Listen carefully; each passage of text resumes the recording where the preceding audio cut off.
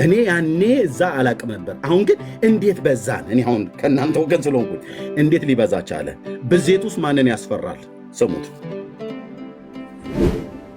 ነጠላ ስለለበስክ ክርስቲያን አትባል። ቃሉን ደግሞ የምትኖረው ቃሉን ስታቅ ነው። አንድ ጥቅስ ይዘህ በመሮጥ አይደለም። ስታውቀው ነው ቃሉን።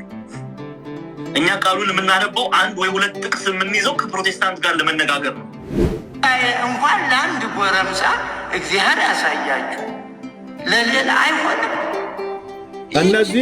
እነዚህ አባቶች ፊት ነው ቀርቦ ህዝብ እየተወሰደብን ነው፣ ምን እየሰራችሁ ነው የተባለው ማለት ነው።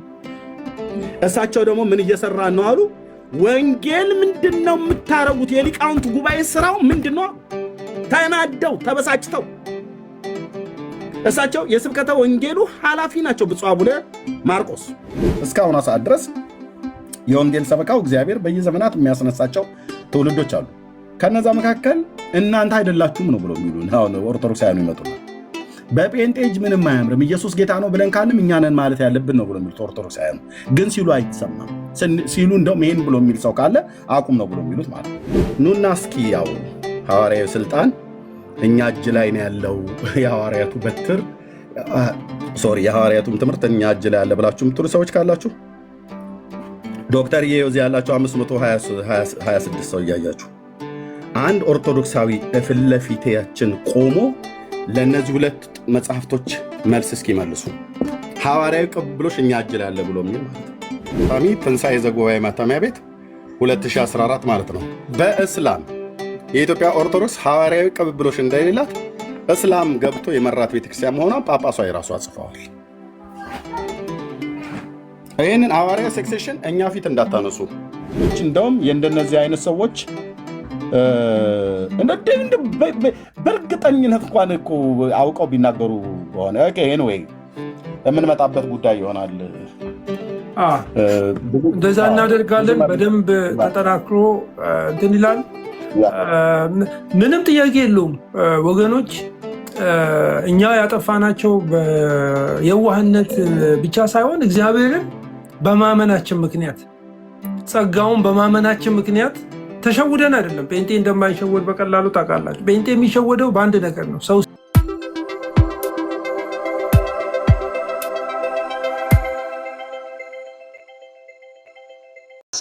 ሰባዎቹንማ ራሱ እኮ ነው ክርስቶስ እኮ ይላል። ከሰባዎቹ ውጪ ከኛ ወገን ያልሆኑ ሰዎች አጋንንትን ያስወጣሉ እንደዚህ ያደርጋሉ ብለው ሲል ምንድነው? ከዚህ በረት ያልሆኑ በጎች አሉኝ ብሎ ነው ያለው። እናንተ ብቻ አይደላችሁም ወንጌል ለመስበክ አጋንንት ለማስወጣት ድውዮችን ለመፈወስ የተጠራችሁት እናንተ ብቻ አይደላችሁም። እዛ ጋር የነበረው አገልግሎት ደቀ መዛሙርትን የማፍራት አገልጋዮችን የማፍራት ጌታ ኢየሱስ ክርስቶስ መሪዎችን የማፍራት ነው እንጂ ኤክስክሉሲቭ ነው። በቃ በዚህ ላይን ውስጥ ብቻ ነው። በዚህ ላይን ውስጥ የማይመጣ ሌላ አይነት ሰክሰሽን የለም፣ ሌላ አይነት አገልግሎት የለም ብለን ካልን ሌላ ጥያቄ ታነሳለህ። ለምሳሌ ማርቆስ ምዕራፍ 5 ላይ የተነሳው ሰው ጌርጌሴኖን በተባለው ስፍራ አጋንንት ያስወጣለትን ሰው ሄደ እግዚአብሔር ያደረገልን መልካም ነገር ተናገር አለው። ምንድነው ያ መልካም ነገር? ወንጌል አይደለም? ለምጻሙ ምዕራፍ 1 ላይ ያለው የተፈወሰው ሰው ሄዶ የክርስቶስን ወንጌል ሲያወራ ትሰማለህ። ጌታ የፈወሳቸው በሙሉ የክርስቶስን ወንጌል ሲሰብኩ ትሰማለህ። ኢየሱስ ኖ መስበክ የለባቸውም ብሎ ሲያስቆማቸው ግን አታይም። ለምን? አሁን እኔ ላመጣልህ የፈለኩት ምንድነው መሰለህ? አሁን አንተ የምትለው አፖስቶሊክ ሰክሴሽን የሚባለው መጽሐፍ ቅዱስ ውስጥ ያለ ነገር ሳይሆን የተፈጠረ ኮንሰፕቹዋል ነገር ነው። ሰዎች በቃ ያንን ላይ ይቅርታ አድርግልኝና አንዴ ቆይ ጥያቄ ጠይቀሃል። ይበቃል አማኑኤል፣ በቂ ጊዜ ሰጥቻለሁ። አፖስቶሊክ ሰክሴሽን የሚባለው ነገር ኮንሰፕት ብቻ ነው፣ መጽሐፍ ቅዱስ ላይ ያለ አይደለም። ጌታችን ኢየሱስ ክርስቶስ ሐዋርያትን 12ቱን አሰልጥኗል፣ አስተምሯል፣ አስታጥቋል፣ መመሪያ ሰጥቷል፣ ትምህርት ሰጥቷል፣ እንዲያስተምሩ ስልጣን ሰጥቷቸዋል በቤተ ክርስቲያን። ነገር ግን እነዚህ ብቻ ኤክስክሉሲቭሊ 12ቱ ግን እንዳልሆኑ የምናየው መንፈስ ቅዱስ ራሱ የወረደባቸው 120 ናቸው። በምድር ዘመን እንኳን በነበረ ጊዜ የላካቸው 70 ናቸው። ከሰባዎቹ ውጪ ደግሞ የነበሩ አጋንንት ያስወጡ የነበሩ ሰዎች ደግሞ ነበሩ። ጌታ የጠራቸው ለወንጌል አገልግሎት የላካቸው ሰዎች ደግሞ ነበሩ። የምስጢር ደቀ መዛሙርት የነበሩ ማለት ነው። በውስጥ ለውስጥ ያገለግሉ የነበሩ ማለት ነው። ከዛም በኋላ ደግሞ ለድቁና ምግብ ለማብላት ሰዎች ሄሌኒስቲክ ጂውስ የሚባሉ ከዚህ ከግሪክ ሀገር ሰዎች እና ሐዋርያት በዛ በኢየሩሳሌም በነበሩ መካከል ችግር ሲነሳ ቆይ እንግዲህ በቃ እኛ በቃሉ ላይ የቃሉን አገልግሎት እንተጋለን ብለው ለድቁና ምግብ ለማብላት ሰዎችን ሲሾሙ በዛ ሁኔታ የተሾሙ ሰዎች ግን በመነጠቅ ሁሉ አገልግሎት ሲያገለግሉ የክርስቶስ ኢየሱስን ወንጌል እስከ መሳዋት ድረስ አገልግሎት ሲያገለግሉ የነበሩት አንዱም ከመካከላቸው ለወንጌል ስብከት አገልግሎት ተሾመሃል ተብሎ የተባለ የለም። እና መንፈስ ቅዱስ እንደወደደ ነው የሚያገለግለው፣ እንደወደደ ነው የሚያደርገው እንጂ እኛ አይደለንም። ኦኬ ኖ አፖስቶሊክ ሰክሴሽን የሚባል ኮንሰፕት አለና ያንን ኮንሰፕት እያንዳንዱ ነገር በዛ መንገድ ነው የሚሄደው ብለን የምናስቀምጠው የተፈጠረ ኮንሰፕት ነው። አሁን ለዛ ነው አንተ ካልተላኩ እንዴት ይሰብካሉ የሚለውን ያመጣው። መላክ ማለት ኮሚሽንድ መደረግ ማለት በማ የተላኩ ነው የሚለው፣ በሐዋርያት የተላኩ ነው የሚለው አይደለም።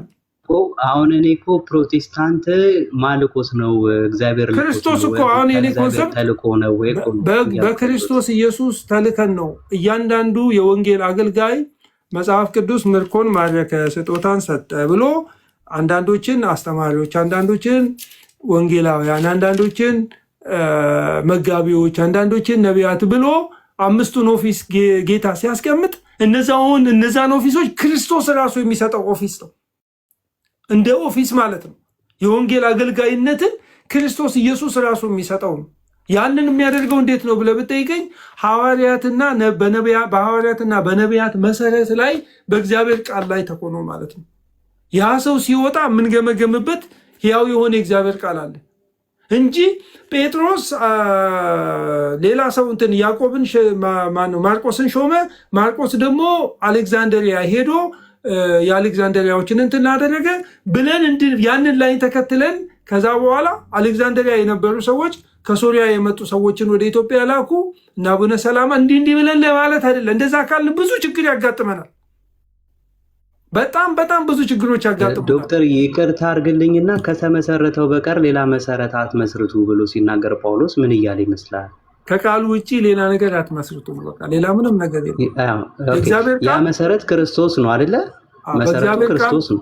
በእግዚአብሔር ቃል መሰረት ላይ ቃሉን ተመርኩዘን ወንጌላውያንን ስንሾም በእግዚአብሔር መንፈስ የተሞላ ሰው፣ የእግዚአብሔር ቃል እውቀት ያለው ሰው፣ ያገባ ከሆነ ደግሞ የአንድ ሚስት ባል የሆነ ቤቱን በስርዓት የሚያስተዳድር ያንን ሰው በእግዚአብሔር ሕዝብ ጉባኤ ውስጥ ተጸልዮለት ያ ሰው ጥሪን ከእግዚአብሔር ተቀበሉ። ልክ ጳውሎስ ጥሪን እንደተቀበለ፣ ልክ ጴጥሮስ ጥሪን እንደተቀበለ በዛ መልክ ነው እንጂ አፖስቶሊክ ሰክሴሽን የሚባለው የሐዋርያት ቅብብሎች ይቅርታ አድርግልኝና አንዴ ሐሳቤ ላውራ።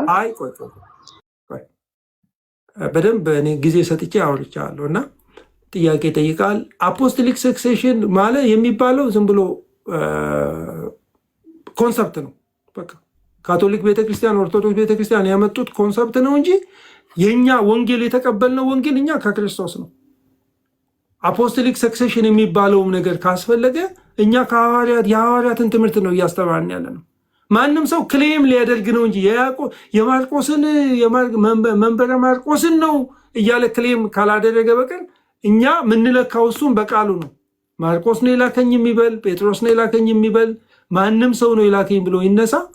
በነገራችን ላይ እንትናም በዛ ክህነት በዛ ሰክሴሽን መንገድ የመጣ ሰው ነው ታውቃለህ። አሪዮስም በነበረበት አገር የዋናው የጳጳሱ ቀኝ እጅ የነበረ ሰው ነው። ብዙ ጳጳሳት ይቀበሉት የነበረ ሰው ነው አሪዮስም። እና በሰክሴሽን ከመጣ እንደዛ አይነት እንትንም ውስጥ ትገባለህ። ስለዚህ አፖስቶሊክ ሰክሴሽን ኮንሰፕት ነው።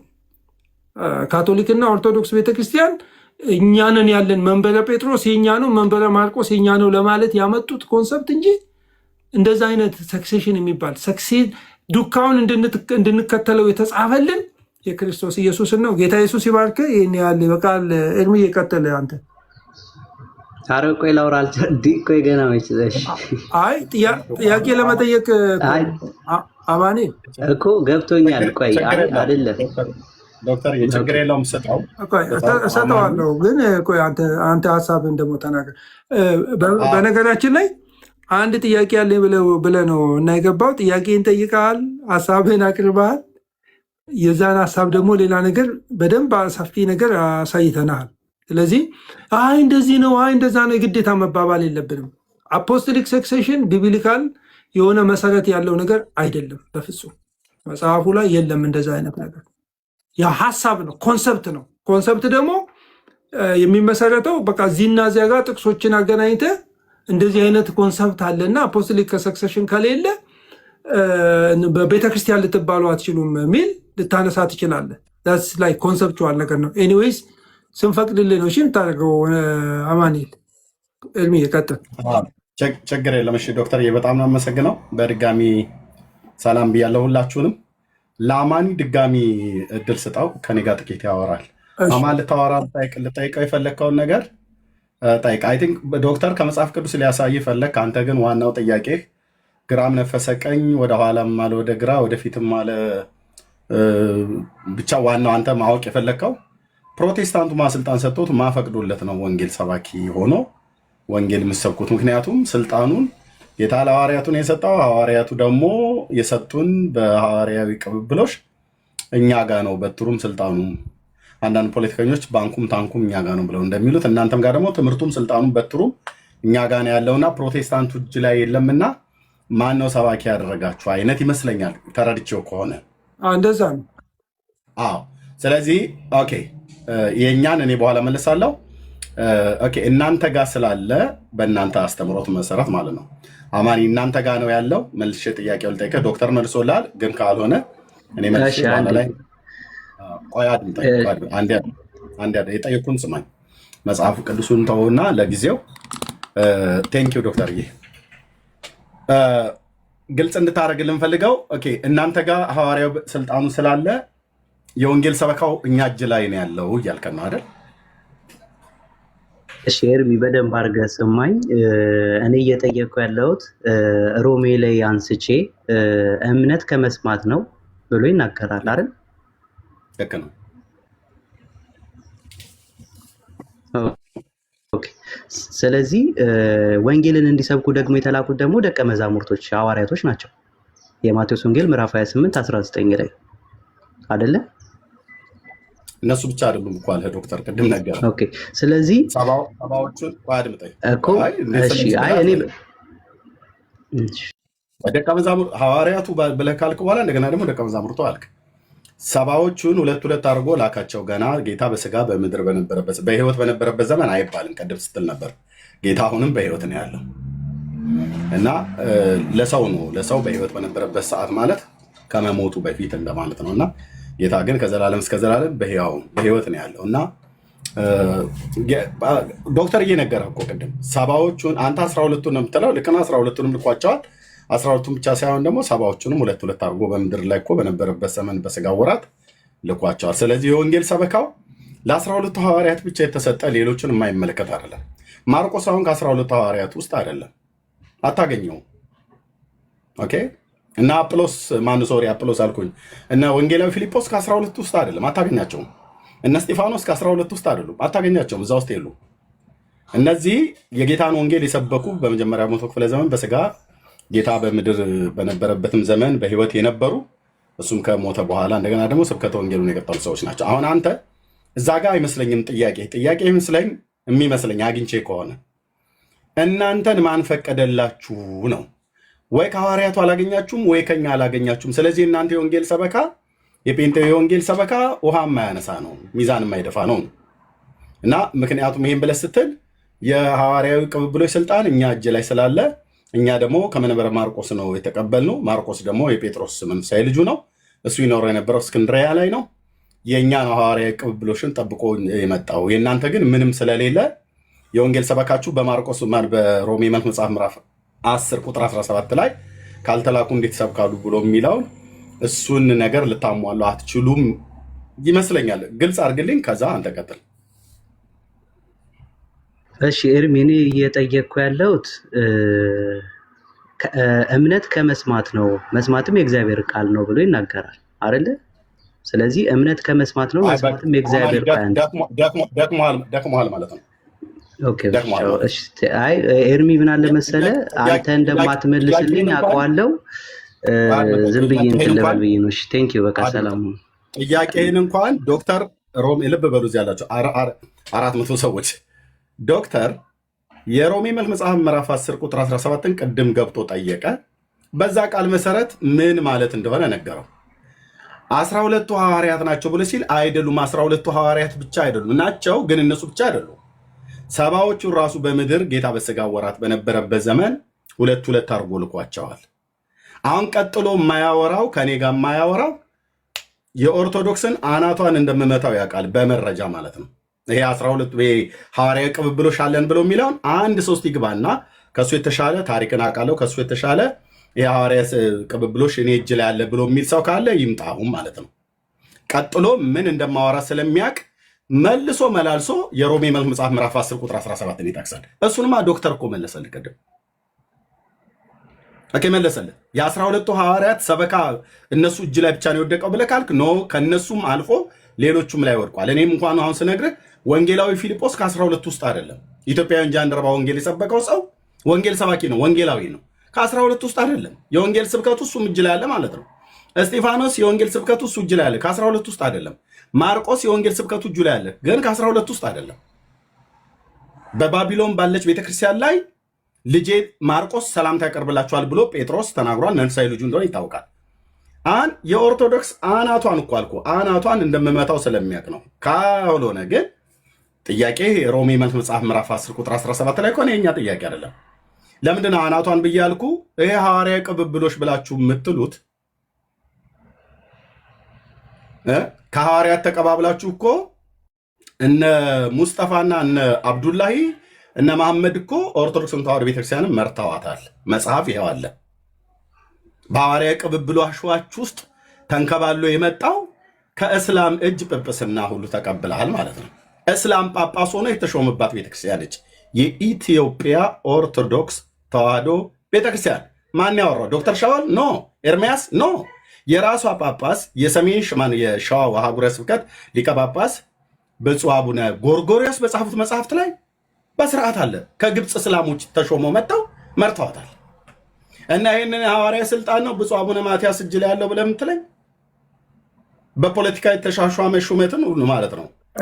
ለምንድነው ምን የሚል መጽሐፍ ላይ ነው ያለው? እሱ ይኸው አለ። ብፁዕ አቡነ ጎርጎርዮስ የኢትዮጵያ ኦርቶዶክስ ታሪክሳውያን ታሪክ በዓለም መድረክ የሚል እና ላምጣው ዶክተር እና እስቲ አምጣው እንደው ካገኘኸው ማለት ነው። በጣም የሚያስደነግጥ እኮ ነው። እኔ ሰምቻለሁ፣ በመስማት ደረጃ ሰምቻለሁ፣ በመስማት ሰምቻለሁ። ብፁዕ አቡነ ጎርጎርዮስ ይሄ በጣም ዴንጀረስ እንትን ነው። ይሄ የሐዋርያዊ ቅብብል አፖስቶሊክ ሰክሴሽን የሚለው ሐዋርያት የሚያደርጉትን ነገር ሐዋርያት የሚያዙትን ትእዛዝ በሰክሴሽኑ የመጣው ሰው መሪ ማድረግ ይችላል የሚለው ኮንሰፕት በዚህ ዘመን እኮ በዛ ሌቭል ኦቶሪቲ ያለው ሰው አለ ማለት እኮ ነው። በፍጹም የላቸውም ዶክተር፣ በፍጹም ማንም የለውም። የሐዋርያ ስልጣን የተዘጋ ነው። በቃ በዛ ደረጃ ያለ ስልጣን አሁን በዚህ ዘመን ያለ ሐዋርያ እና በዛ ዘመን ያለ በፍጹም እኩል ሊሆን አይችልም። ዴር ኖ ቢብሊካል እንትን የለም። በእነሱ ዘንድ ያለው መጽሐፍ ካነንን ማስቀመጥ የሚችሉ እነሱ ብቻ ናቸው። ይሄ መጽሐፍ ማለት ነው ዶክተር። ኦኬ የኢትዮጵያ ኦርቶዶክስ ተዋሕዶ ቤተክርስቲያን ታሪክ ማለት ነው። ሙሉ አድርግልኝ እርሜ።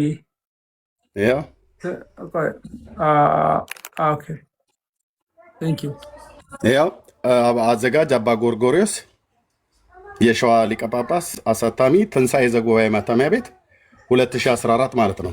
በእስላም የኢትዮጵያ ኦርቶዶክስ ሐዋርያዊ ቅብብሎሽ እንደሌላት እስላም ገብቶ የመራት ቤተክርስቲያን መሆኗን ጳጳሷ የራሷ ጽፈዋል።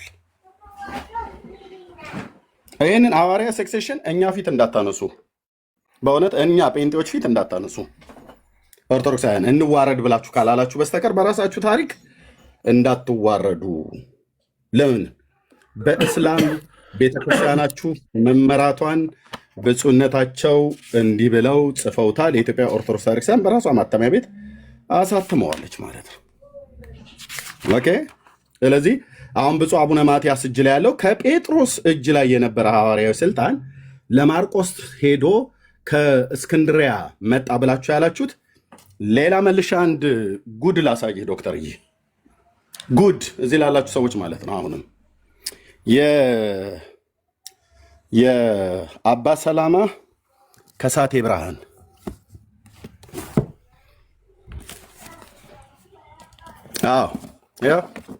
ኑ አሁን እስቲ ሞግቱ። ከሳቴ ብርሃን አቡነ ሰላማ ፍሬምናጦስ ማለት ነው። ጵጵስናውን ከእስክንድሪያ እንዴት አድርጎ ነው ያመጣው? ኑ በእነዚህ ሁለት መጽሐፍቶች ሐዋርያዊ ስልጣን፣ ሐዋርያዊ ቅብብሎሽ እኛ እጅ ላይ ያለ። ጴንጤዎቹ ዝም በሉ፣ ወንጌል አትስበኩ፣ ምክንያቱም ሐዋርያዊ ቅብብሎሽ የላችሁም። እናንተ ሐዋርያዊ ስልጣን ስለሌላችሁ አርፋችሁ መቀመጥ ነው ያለባችሁ። የሰበካችሁትም ስብከተ ወንጌል ተቀባይነት የለውም። ምክንያቱም በኦርቶዶክስ ቤተክርስቲያን ውስጥ ያለው በሐዋርያዊ ቅብብሎሽ የመጣው እሱ አላጸደቀም። እኛ ማህተም አልረገጥንላችሁም፣ በፊርማ አላጸደቅንላችሁም ብላችሁ የምትሉ ሰዎች በአራተኛው መቶ ክፍለ ዘመን የነበረው አቡነ ሰላማ ከሳቴ ብርሃን ከአትናቴዎስ እጅ ጵጵስናን ተቀብሏል ተብሎ የተባለው ጳጳስ ማለት ነው። የመጀመሪያው ጳጳስ ተብሎ የተባለው ፍሬምናጦስ ይኸው ምጽሌ ደብረ ጽዮን ማርያም 2013 ዓ.ም የታተመ። ኑና እስኪ ያውሩ። ሐዋርያዊ ስልጣን እኛ እጅ ላይ ነው ያለው። የሐዋርያቱ በትር የሐዋርያቱም ትምህርት እኛ እጅ ላይ ያለ ብላችሁ የምትሉ ሰዎች ካላችሁ ዶክተር እዚህ ያላችሁ 526 ሰው እያያችሁ አንድ ኦርቶዶክሳዊ ፊት ለፊታችን ቆሞ ለእነዚህ ሁለት መጽሐፍቶች መልስ እስኪመልሱ ሐዋርያዊ ቅብብሎሽ እኛ እጅ ላይ ያለ ብሎ የሚል ማለት ነው። ያው እዚህ ጋር ገጽ 26 ላይ ገጽ 26 ገጽ ስንት ላይ ነው የሚጀምረው? ዘወርሃ ታኅሳስ ማለት ነው። ዘወርሃ ታኅሳስ ከዚህ ይጀምራል። ማን የጻፈው ኤርሚ? ይህንን ማን የጻፈው? ቤተክርስቲያን ሆነች ወይንስ ስፔሲፊክ ሰው ነው? ቤተክርስቲያኒቱ ደብሩ አስተዳዳሪ እኮ ነው ደብሩ ማለት ነው። አበምኔት ማለት የደብሩ አስተዳደር የገዳሙ አስተዳደር ማለት ነው።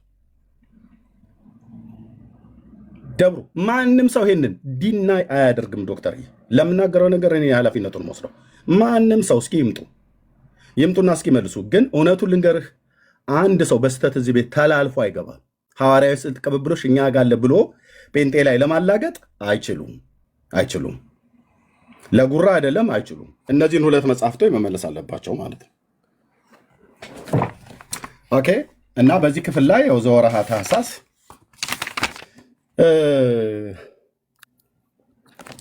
ያው ይህንንም ብሎ ይላል። ከዚህ ክፍል ላይ ጀምሮ ብፁዕ ቅዱስ ፍሬምናጦስ እንደዚህ ባለው ጊዜ ሊቀ ጳጳስነትን አቡነ አትናቴዎስ መልሶ ነገርህ ብሩህ ቃልህም የጣመ ደስ የሚያሰኝ ነው። የወለደ አባትህ ምን ይመስል፣ የወለደህ እናትህ ምን ትመስል፣ የተሸከመች ማኅፀን የተባረከች ናት። አንተን ያጠቡ ጡቶች የተባረኩ ናቸው። የተወለድክባትም ዕለት የተባረከች ናት አለው። ለፍሬምናጦስ ማለት ነው። አቡነ አትናቴዎስ ያው አቡነ አትናቴዎስ ማለት ነው። ይህንንም ብሎ አፉን ሳመ፣ እጁንም በራሱ ላይ ጭኖ ገጹን ፊቱም ማለት ነው በትምህርተ መስቀል አማትቦ ባረከው። ማን ነው ሳሚው? አቡነ አትናቴዎስ። አትናቴዎስ ማለት ነው ሳሚው።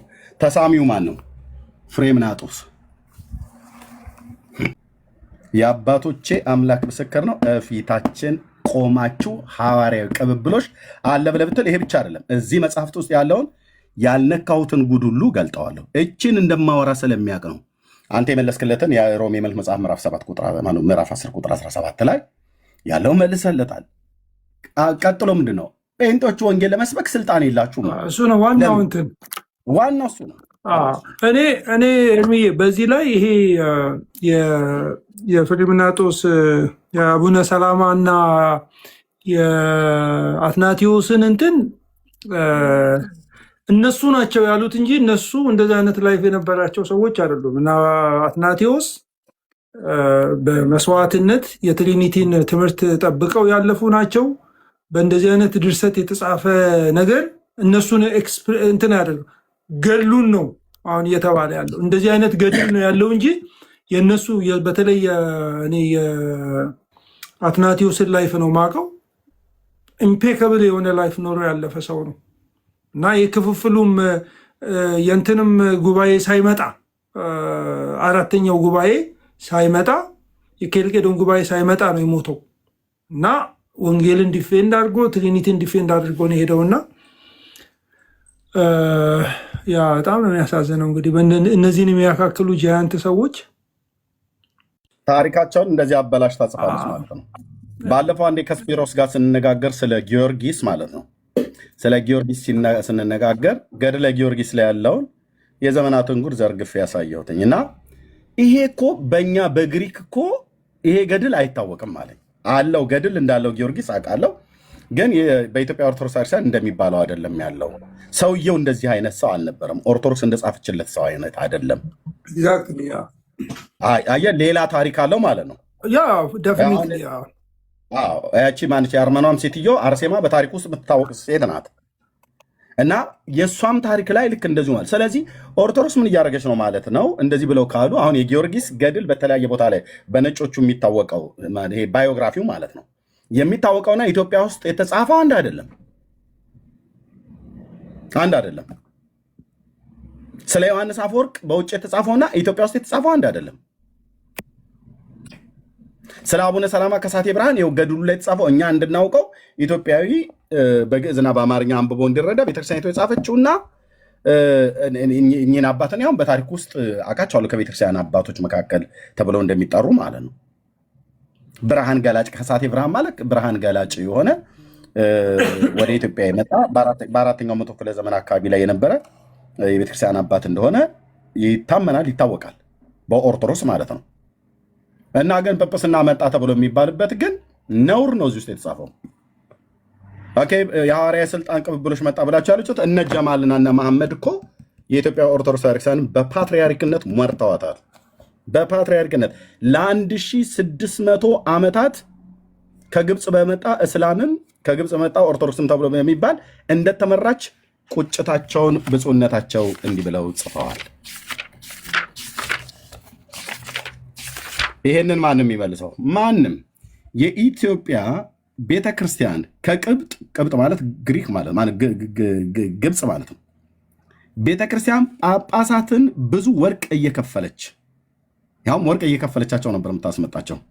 እያስመጣች ለ1600 ዓመታት መቆየቷን አንክድም። በነዚህ በዓመታት ውስጥ 111 ጳጳሳት መጥተዋል። ከነዚህ ውስጥ ሙስሊሞች ሁሉ ጭምር ነበሩበት። እዚህ መስጊድ ሁሉ እንዳሰሩ መጥተው 7 መስጊዶችን ሁሉ እንዳሰሩ ይናገራል። ስለዚህ ስለ የትኛው ሐዋርያዊ ቅብብሎች ነው የሚናገሩት ነው? ስለ የትኛው ሐዋርያዊ ቅብብሎች? አሁን በብፁዕ አቡነ ማትያስ እጅ ላይ ያለው የፓትርያርክ ሹመት እውነት ከሐዋርያቱ ተላልፎ የመጣ ነው ወይ ተብሎ የሚል ሰው ካለ ይምጡና ይንገሩን ማለት ነው። ለምሳሌ እንደዚህ ይላል ቁጥር ገጽ 27 ላይ ሊቀ ጳጳስም የነበሩት አባ ክሮሎዶስ አርፈው በምትካቸው አባ ቄርሎስ ሊቀ ጳጳስ ሆኑ። አባ ቄርሎስም ሊቀ ጳጳስ እንደሆኑ ወደ ኢትዮጵያ ጳጳስን በመላክ የግብፅ ቤተክርስቲያን ቅዱስ ሲኖዶስ ዝግጅት አደረገች። ነገር ግን ያን ጊዜ ግብፅን ይገዛ በነበረው በድር እል ጀማል ተጽዕኖ ወደ ኢትዮጵያ የተላኩት ቅዱስ ሲኖዶስ የመረጣቸው ሳይሆኑ የእስላሞች ወዳጅ አቡነ ሳይሮስ ነበሩ። አቡነ ሳይሮስም ወደ ኢትዮጵያ ሲገቡ የኢትዮጵያ ንጉሥ ግርማ ስዩም ህዝቡን ካህናቱም ጭምር የደስታ አቀባበል አድርጉላቸው። ነገር ግን አቡነ ከበድር እል ጀማል እጅ ባደረጉት ስምምነት መሰረት ለኢትዮጵያ ቤተክርስቲያን ምንም ስራ ከመጀመራቸው በፊት በኢትዮጵያ ለሚኖሩ አረቦች፣ እስላሞች መስጊድ እንዲሰሩ አደረጉ ይላል። ጳጳሱ መጥቶ መስጊድ እንዲሰራ ነው ያደረገው። ምክንያቱም እስላም ስለነበረ ማለት ነው ሰውየው። እንትን እርሜ ይሄኛው ወዳጅ ነው ወይንስ እስላም ነው ነው የሚለው? እስኪ በደንብ አንብብልን። ኖ እስላም ነው። እስላም ራሱ ጳጳሱ ይሄ ብቻ ሳይሆን ቁጭታቸውን የሚናገሩበት አለ። ቆይ እንደው ከዚህ ይልቅ ቢገቡ ጥሩ ነበር። ነው ዝም ብዬ ከማነበታቸው ነው በትዝብት ከሚያዩ ቢገቡ ኦርቶዶክሳውያን እኔ አንድ ነገር ለኦርቶዶክሳውያን ወንድሞቻችን ልናገር። ቅድም ወንድማችን ያነሳው ጥያቄ በተለይ ብዙ ጊዜ የሚነሳ አፖስቶሊክ ሰክሴሽን የሚባል ኮንሰፕት ነው። ቤተክርስቲያኒቱ የማመን መብት አላት። ያ ኮንሰፕት በጣም አደገኛ የሚሆንባቸው ምክንያቶች አንደኛ ከቤተክርስቲያን ውጭ ድነት የለም የሚል ኤክስክሉሲቭ የኢትዮጵያ ኦርቶዶክስ ጋር ኤክስክሉሲቭ የሆነ ደህንነትን እዛ ጋር ማስቀመጧ አንድ። ሁለተኛ ደግሞ እነዛ ሰዎች የመጡበትን አሁን አፖስቶሊክ ሰክሴሽን ከጴጥሮስ መንበረ ጴጥሮስ ከዛ በኋላ በያዕቆብ በማርቆስ በኩል ወደኛ መጣ የሚለው የጴጥሮስን አይነት ስልጣን እኛ ጋም አለ። እዚህ የሚመጣው ሊቃነ ጳጳሱ ዋናው እንትኑ ማለት ነው። እሱ ስልጣን አለው፣ ያን አይነት ስልጣን አለው ብሎ ከተባለ ከዛ ምንድነው የሚከተለው? በቃ እኮ ምንም አይነት ካህንን ማስቀመጥ ይችላል ማለት ነው። ቀኖና ማስቀመጥ ይችላል፣ አስተምሮት ማስቀመጥ ይችላል ማለት ነው። ያ በጣም አደጋ ነው። ስለዚህ እነሱ በዛ መጠን እኛ ጋር ያለውን የወንጌል አገልግሎት ከእግዚአብሔር መንግስት ውጭ ነው፣ ከቤተ ክርስቲያን ውጭ ነው፣ ከመንፈስ ቅዱስ ውጭ ነው ብሎ ሲበቃ በዶክመንት አስቀምጦ ግን ዶክመንታችሁ እንደዚህ ብሎ ይናገራልና ለዚህ መልስ ስጡ ብሎ ማለት ለምን ወንጀል እንደሆነ በጣም ነው የሚገርመው። እናንተ እኮ እኛን ከቤተ ክርስቲያን ውጭ ናችሁ ብላችሁ እኮ ዘግታችሁናል እኮ። እና በጣም ነው የሚያስቀኝ። እኔ የእኛ ሲሆን በጣም ቀላል ነው የሚሆነው እኛን ከቤተ ክርስቲያን ከክርስቶስ ከመንፈስ ቅዱስ ውጭ ማድረግ። እኛ ደግሞ አይደለም እናንተ የምትሉት አፖስቶሊክ ሰክሴሽን ውስጥ እናንተ የፈጠራችሁት ኮንሰፕት ነው፣ ሀሳብ ነው እንጂ መጽሐፍ ቅዱስ ላይ የለም፣ ሀሳቡም አደገኛ ነው ተብሎ ሲቀመጥ ኖ እንትናችንን ነካችሁ። ዳዝንት ወርክ። በዛ መንገድ እንደዛ ሊሰራ የሚችል ነገር አይደለም። ቀጥል ኤርሚዬ። ልክ ነው ዶክተርዬ። ለዚህ ነው እንጂ ቅድም ጥሩ አድርጎ መልሶለታል። እንደው ጥያቄ ያላችሁ ሰዎች ካላችሁ በሐዋርያት ሥራ መጽሐፍ ምዕራፍ 10 ቅድም አማኑኤል የተባለው ሲጠየቀው አልተመለሰልን ብላችሁ ካላችሁ ማነው ሮሜ መልክ መጽሐፍ ምዕራፍ 10 ዋናው ጥያቄያችሁ የሮሜ መልክ መጽሐፍ ምዕራፍ 10 አለ። እሱ እንደመነሻ አድርጋችሁ ካልተላኩ እንዴት ይሰብካሉ ነው። ኦኬ ያን ደግሞ መላክን እግዚአብሔር ደግሞ የሰጠው ለሐዋርያቱ ነው ብላችሁ ትሉ። ለሐዋርያቱ ብቻ አይደለም ለደቀ መዛሙርቱ ነው። ሐዋርያቱ የተባሉት 12 ናቸው። እሱንም ደግሞ በማቴዎስ ወንጌል መጽሐፍ ምዕራፍ 10 ቁጥር 1 ላይ ይናገራል። ስማቸውን ከጠራ በኋላ ሐዋርያት ብሎ አላቸው ይላል። ግን ከሐዋርያቱ ውጭ ደግሞ ለሰባ ሰዎች በእነሱንም ጨምሮ ሁለት አድርጎ በስጋ በምድር ወራት በነበረበት ሰዓት ላይ ልኳቸዋል። እሱም ብቻ ሳይሆን ቀደም እኔም ጨመርኩ እነ እስጢፋኖስ እነ ፊልጶስ ወንጌልን ሰብከዋል። ኦኬ በየወጡበት በሄዱበት ሀገር ማለት ነው። ስለዚህ የወንጌል ሰበካው በ12ቱ ሐዋርያት እጅ ላይ ብቻ የወደቀ አይደለም። ሌሎቹም በዛ ዘመን የነበሩቱ ቅዱሳን ሰዎች ጌታ የተከተሉት ደቀ መዛሙርቱ ለእነሱ ሁሉ ጭምር የተሰጠ ነው። ከዛም ደግሞ አልፎ በክርስቶስ ቤተክርስቲያን ዘመን ታሪክ ላይ እስካሁን ሰዓት ድረስ የወንጌል ሰበካው እግዚአብሔር በየዘመናት የሚያስነሳቸው ትውልዶች አሉ። ከነዛ መካከል እናንተ አይደላችሁም ነው ብሎ የሚሉ ኦርቶዶክሳውያኑ ይመጡናል። በጴንጤ እጅ ምንም አያምርም ኢየሱስ ጌታ ነው ብለን ካንም እኛንን ማለት ያለብን ነው ብሎ የሚሉት ኦርቶዶክሳውያኑ ግን ሲሉ አይሰማም። ሲሉ እንደውም ይሄን ብሎ የሚል ሰው ካለ አቁም ነው ብሎ የሚሉት ማለት ነው።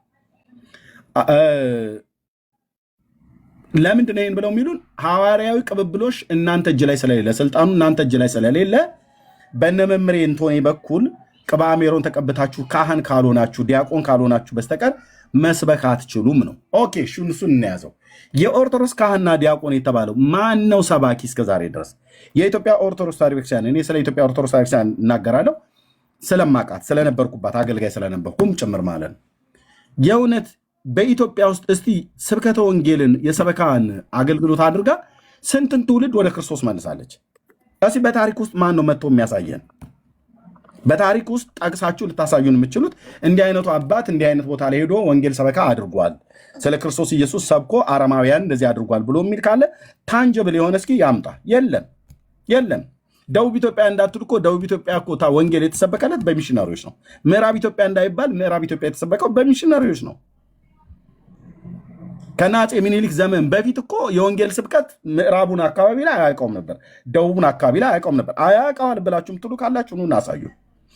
1700 ዓመት አሁን 1700 ዓመቷ ነው ኦርቶዶክስ። 1700 ዓመት ወንጌል እጄ ላይ አለ ብላ ምትል ቤተክርስቲያን፣ አዎ ታሪኩ አላት፣ ልክ ነው፣ ጥንታዊት ቤተክርስቲያን ነች፣ ምንም ጥርጥር የለው። በእነዚህ ጊዜያት ግን የወንጌል ሰበካዋ አይደለም ጎረቤት ሀገር የራሷን ሰሜኑን፣ ደቡቡን፣ ምስራቁን፣ ምዕራቡን እንኳን አልነካም ነበር ማለት ነው።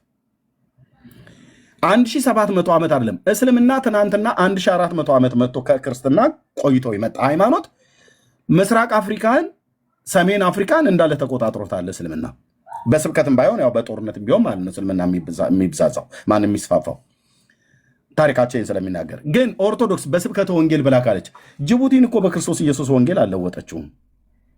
ሶማሊያን በክርስቶስ ኢየሱስ ወንጌል አልለወጠችውም። ሱዳንን በክርስቶስ ኢየሱስ ወንጌል አልለወጠችውም። ኦኬ ኬንያን እንግሊዞች፣ አንግሊካኖችና ካቶሊካውያን ናቸው መጥተው ወንጌል የሰበኩት። አጎራባች ለተባሉ ለኢትዮጵያ አጎራባች ለተባሉት አገሮች ኡጋንዳ ላይ ሄዳለች፣ የለም ስብከተ ወንጌሏ። የሱርማ ብሔረሰብን እኮ ሚሽነሪዎች ናቸው መጥተው የሰበኩት። በኦሞ ሸለቆ ውስጥ የሚኖሩትን የኢትዮጵያ ብሔር ብሔረሰቦች ወንጌል የሰበኳቸው ሚሽነሮቹ መጥተው ነው።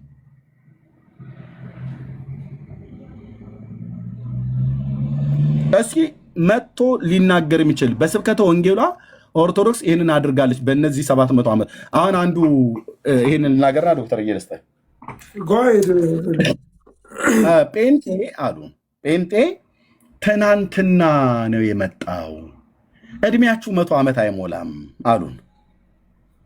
ኦኬ 100 ዓመት አይሞላም። በ100 ዓመት ውስጥ ግን አሁን እድሜው ላይ አንጣለም። በ100 ዓመት ውስጥ ኢትዮጵያ ውስጥ ፔንቴኮስታሉ ምን ሰራ? መሬት አንቀጥቀጥ ስራ ነው የሰራው። መሬት አንቀጥቀጥነቱ ጎማ በመለኮስ የሰውን ሃይማኖት የማምለኪያ ቦታን በመደብደብ ሃይማኖትህን ለውጠህ ከኛ ከጴንጤነት ወደ ኦርቶዶክስ፣ ከጴንጤነት ወደ እስልምና፣ ከጴንጤነት ወደ ካቶሊክ፣ ከጴንጤነት ወደ አዋቂ ፈታ ሄድሃል ብሎ በሚል በማሳደድ ምናምን ነገር አይደለም። በእነዚህ ዓመታቶች ውስጥ ወንጌልን በመስበክ ቁጥሩ ከ30 እስከ 35 ሚሊዮን የሚቆጠር አማኝን አሁን በምድሪት ውስጥ አለ። ከ30 እስከ 35 ሚሊዮን የሚቆጠር ወንጌላውያን አማኞች አሉ። በስንት ዓመት ውስጥ? እነሱ ያዙትን 100 ዓመት ላይ ያዘው። ትንሽዬ ትናንትና መጣችሁ እናንተ 100 ዓመት ያልሞላችሁ ይሉናል። አስላው ብራዘር ብዕሬን ላንሳ። ጴንጤ ከመጣ ኢትዮጵያ ምድር ላይ ስንት 100 ዓመት ሆነ? 100 ዓመት እድሜ ያልሞላችሁ አሉ። ኦኬ ስንት 100 ዓመት? 100 ዓመት አልሞላችሁም አሉን። ኦኬ ኦርቶዶክስ ስንት ዓመቷ ነው? 1700 ዓመት። የ1600 ዓመት ልዩነት አለን ማለት ነው። ኦኬ ኦርቶዶክስ አሁን በ1700 ዓመት ውስጥ በኢትዮጵያ ውስጥ ቁጥሯ ስንት ነው? ከ50 እስከ 65 ሚሊዮን ይገመታል አሁን ያለው ማለት ነው። ኦኬ እዚህ ሚዲያ ላይ 90 በመቶ ማነው 90 ሚሊዮን 100 ሚሊዮን ደርሰና ምናምን ነገር እንደሚባል አይደለም። ኦኬ አዎ ትልቅ ህዝብ ነው በምድራችን ላይ ከእስልምናም ከጴንጤውም ይልቅ ትልቁ ህዝብ ኦርቶዶክስ እንደሆነ እናውቃለን። እኛ ዲና ያናደርግም እውነትን ማለት ነው። በእድሜም ትልቅ ናት፣ በህዝብም ትልቅ ናት፣ ምንም ጥርጥር የለውም። ግን ከ50 እስከ 65 እንዲሁ በጣም በዛ ሄደ ከተባለ እስከ 70 ሚሊዮን ድረስ ይንያዘው። ከ50 እስከ 70 ሚሊዮን ድረስ ባለ ውስጥ ይገመታል የኢትዮጵያ ኦርቶዶክስ ቤተክርስቲያን። ይሄም ተዋልዶ እንጂ በስብከተ ወንጌል አይደለም። ተዋልደው ነው። ብዙ ተባዙ ምድርን ሙሏት ብሎ ባለበት አምላካዊ ቃል መሰረት ማለት ነው እንጂ ወንጌል ሰብካ አይደለም። የጴንጤው ግን እዚህ ከ30 እስከ 35 ሚሊዮን ይቆጠራል። በስንት ዓመት ውስጥ አሉን? 100 ዓመት እንኳን አይሞላችሁም አሉን። የሙሉ ወንጌል እድሜዋ ስንት ነው ዶክተር? 65 ምናምን ነገር ወደ 60 አካባቢ ነው። 60 ልብ በሉ። ሙሉ ወንጌል እንኳን ሊያዛት ለምንድነው እሷን የጠራኋትኝ? በወንጌላውያን አማኞች አብያተ ክርስቲያናት ውስጥ ለወንጌል ስርጭት አንበሳውን ድርሻ የምሰጣት ቤተክርስቲያን ነች። እኔ ነኝ የሰጣሁት። ተሳስታል ብሎ የሚል ሰው ካለ መጥቶ ይናገር። ኦኬ 65 በመቶ ማነው 65 ዓመት ዕድሜ ሙሉ ወንጌል። ኦኬ መካነ ኢየሱስን ወርታች አምተን መካነ ኢየሱስ እንኳን ወደ 100 ትጠጋለች። ሌሎችንም ነቃ ቃልዮትንም ከሷ ምናልባት ሊቀድሙ ይችላሉ። መሰረት ክርስቶስም በሙሉ አምጥተን እሺ በ65 እንያዘው። ጴንጤውን በሙሉ 100 እንደውም በዛ። በ65 ዓመት ውስጥ ልብ በሉ የዩኒቨርሲቲ ተማሪዎች ጥቂት የዩኒቨርሲቲ ተማሪዎች ተሰብስበው እየተማሩ ባሉበት ነው ሙሉ ወንጌል ቤተክርስቲያን የተመሰረተችው። በተናቁ በቃ ዛቲቲያውን ዲፕሎማውን ዲግሪውን ተምሮ ይውጣ ካልሆነም ይውደቅ ተብሎ ኮሌጅ በጠሰ ምናምን ነገር ይበጠስ ተብሎ የገባ ተማሪ ማለት ነው። እግዚአብሔር መንፈስ ቅዱስ አገኛቸው። በመንፈስ ቅዱስ እሳት ህይወታቸው ተለወጠ። ዛሬ በስንት ሚሊዮን የሚቆጠር ምዕመንን በምድር ላይ ያፈራች ቤተክርስቲያን ነች ሙሉ ወንጌል። 65ቱን የያዘው 65 ዓመቷ። በ65 ዓመት ውስጥ በሙሉ ሌሎችን አብያተ ክርስቲያናት ውስጥ ልጨምር፣ እድሜያችን 65 ነው እንበል በኢትዮጵያ ላይ። በ65 ዓመት ውስጥ ከ30 እስከ 35 ሚሊዮን የሚቆጠር የወንጌላውያን አማኝ እንዴት ሊማርኩ ቻሉ ነው መጠየቅ ያለበት። መጠየቅ ያለበት አሁን እድሜ መቁጠር አይደለም። እድሜም ቁጠሩ ችግር የለውም። ከ30 ሚሊዮን እስከ 35 ሚሊዮን የሚቆጠር የወንጌላውያን አማኞች እንዴት ሊባዙ ቻሉ? በመዋለድ ብቻ ነው እንደ ኦርቶዶክሱ? አይ ይዋለዳሉ፣ ጴንጤዎቹም ይዋለዳሉ። ልክ ነው። ግን በመዋለድ ብቻ ነው አይደለም። በምንድን ነው? በስብከተ ወንጌል። ኦኬ ስብከተ ወንጌሉ በአስተማሪዎች በኮሌጅ ደረጃ በግብርና ገጠር ውስጥ በሚገቡ በእግር በፈረስ በበቅሎ እየሄዱ ቆላ ደጋ በረሃብ በጥማት በእንግልት ልጆቻቸው እየተገደሉባቸው እየተገፉ አዳራሾቻችን በድንጋይ እየተነረቱ አገልጋዮቻችን በደርግ ዘመን ሁሉ ጭምር ሳይቀር እያሰቃዩቸው አባቶቻችንን አንዳንዶቹ በህይወት የሉም ወደ ጌታ ሄደዋል። አንዳንዶቹ በህይወት አሉ። ሰውነታቸው ላይ የጠባሳው ምልክት አለ። ያለ ጥፋታቸው እየተቀጠቀጡ ደማቸው እየፈሰ አካላቸውን እያጎደሉ ገጠር ለከተማ ይገብተው የሰበኩት ወንጌል ነው። እኔ እጅ ላይ የመጣው ወንጌል ነው። ዶክተር እጅ ላይ የመጣው እንዴት ሊባዙ ቻሉ? ኦኬ በዚህ ስሌት 65 ዓመት የሞላት ሙሉ ወንጌል ቤተክርስቲያንና ሌሎቹ እህት አብያተ ክርስቲያኖቿ በሙሉ አማኞቹን ይዛ ከ30 እስከ 35 ሚሊዮን በ65 ዓመት ውስጥ ካተረፉ 1600 ዓመት የምትበልጠን የኢትዮጵያ ኦርቶዶክስ ክርስቲያን ስንት ሚሊዮን ናት? 70 ሚሊዮን። ትልቁን እንደው እንያዘው። ኦርቶዶክስ ጋር ለመድረስ ስንት ቀራት? 35። ጴንጤው በ65 ዓመት ውስጥ ኦርቶዶክስ የያዘችውን 70 ሚሊዮን የሚሆን ምዕመንን ለመድረስ ስንት ዓመት ቀረው?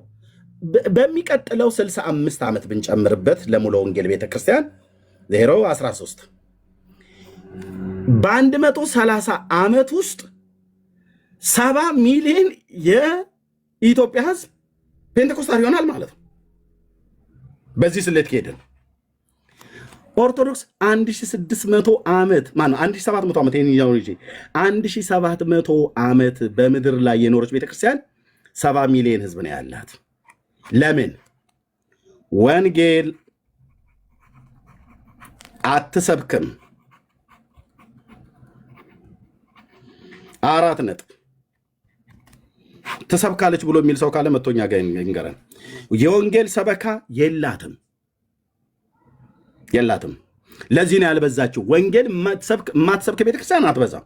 ወንጌል የማትሰብክ ቤተክርስቲያን አታድግም። ጴንጤው ለምን በዛ? እውነቱን ልንገራችሁ፣ ወንጌል ስለሚሰብኩ ወንጌል ስለሰበኩ እኮ ነው። ከኦርቶዶክስ ቤተክርስቲያን መቅደስ ውስጥ አንድ ዲያቆን ኤርሚያስን ራሱ እንኳን የማረከችው ሙሉ ወንጌል የምትባል ቤተክርስቲያን ይህንን ዲያቆን ማርካ ለክርስቶስ እንዲንበረከክ ያደረገችው ወንጌል ስለሰበከች ነው። ወንጌል ባሰብከስ ሙሉ ወንጌልም የተረሳች ሆና ነው የምትቀረው። ጴንጤው በሙሉ ዜሮ ነው የሚገባው ማለት ነው ወንጌል ካልሰበከ። ፋክት። እድሜ አትቁጠርቤ መተህ የትናንትናዋ ሙሉ ወንጌል 65 ዓመት ሆናት ብለህ ያልከን ልክ ነው። ደግሞ የሚሆነችው ሙሉ ወንጌል ምድራችን ላይ ሌሎቹን አብያተ ክርስቲያናት ሁሉ አብራ ይዛ አብራ ይዛ እድሜያችሁ ከመቶ አያልፍም ብላችሁ ብትሉንም መቶን ብትይዙልን በመቶ ዓመት ውስጥ ከ35 እስከ 35 ሚሊዮን አሁን ከደረሰ ከዚህ በኋላ 200 ዓመት 100 ዓመት እንኳን ብንጨምር የኢትዮጵያን ሕዝብ ሙሉ በሙሉ እንማርካለን ማለት ነው በወንጌል አትጠራጠሩ። ለዚህ ማሳያው ምስክሩ ማነማ እንደተናገሩ ዶክተር ይችን ቪዲዮዎች አላሰማና ልስጥ ጓድ ችግር የለም ዘበዘብኩኝ በጣም እችን ቪዲዮ ብቻ አላሰማልብ በሉ። ይህንን የሂሳብ ስሌት ማን ይፈራዋል? አዎ ኦርቶዶክሳውያኑ ይፈሩታል። ምን አስፈራቸው? የጴንጤው አካሄድ አደገኛ ነው አሉ። ምንድነው አደገኛ ያስባለው? ጎማ ያቃጥላሉ፣ ሰው ይገላሉ ወይስ ምንድነው? አይ ጎማማ አያቃጥሉም፣ ሰውም አይገሉም፣ የሰው አዳራሽ አይደበድቡም፣ ስትረግማቸውም ጌታ ይባርክ ስትወዳቸውም ጌታ ይባርክ ብለው ነው የሚሉት። ታዲያ ምን አስፈራቸው? ያስፈራቸው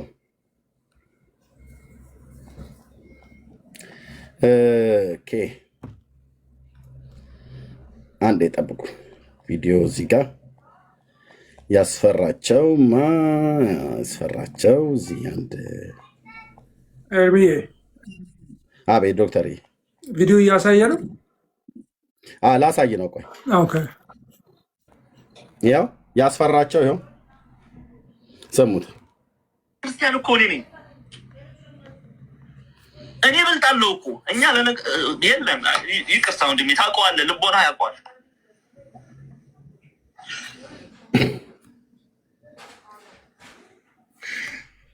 ስሙ ስጋታቸው፣ ፍርሃታቸው፣ ስጋታቸውን ልብ በሉና ስሙ። በ65 ዓመት ውስጥ አጠቃላይ 65 ብላችሁ ያዙን።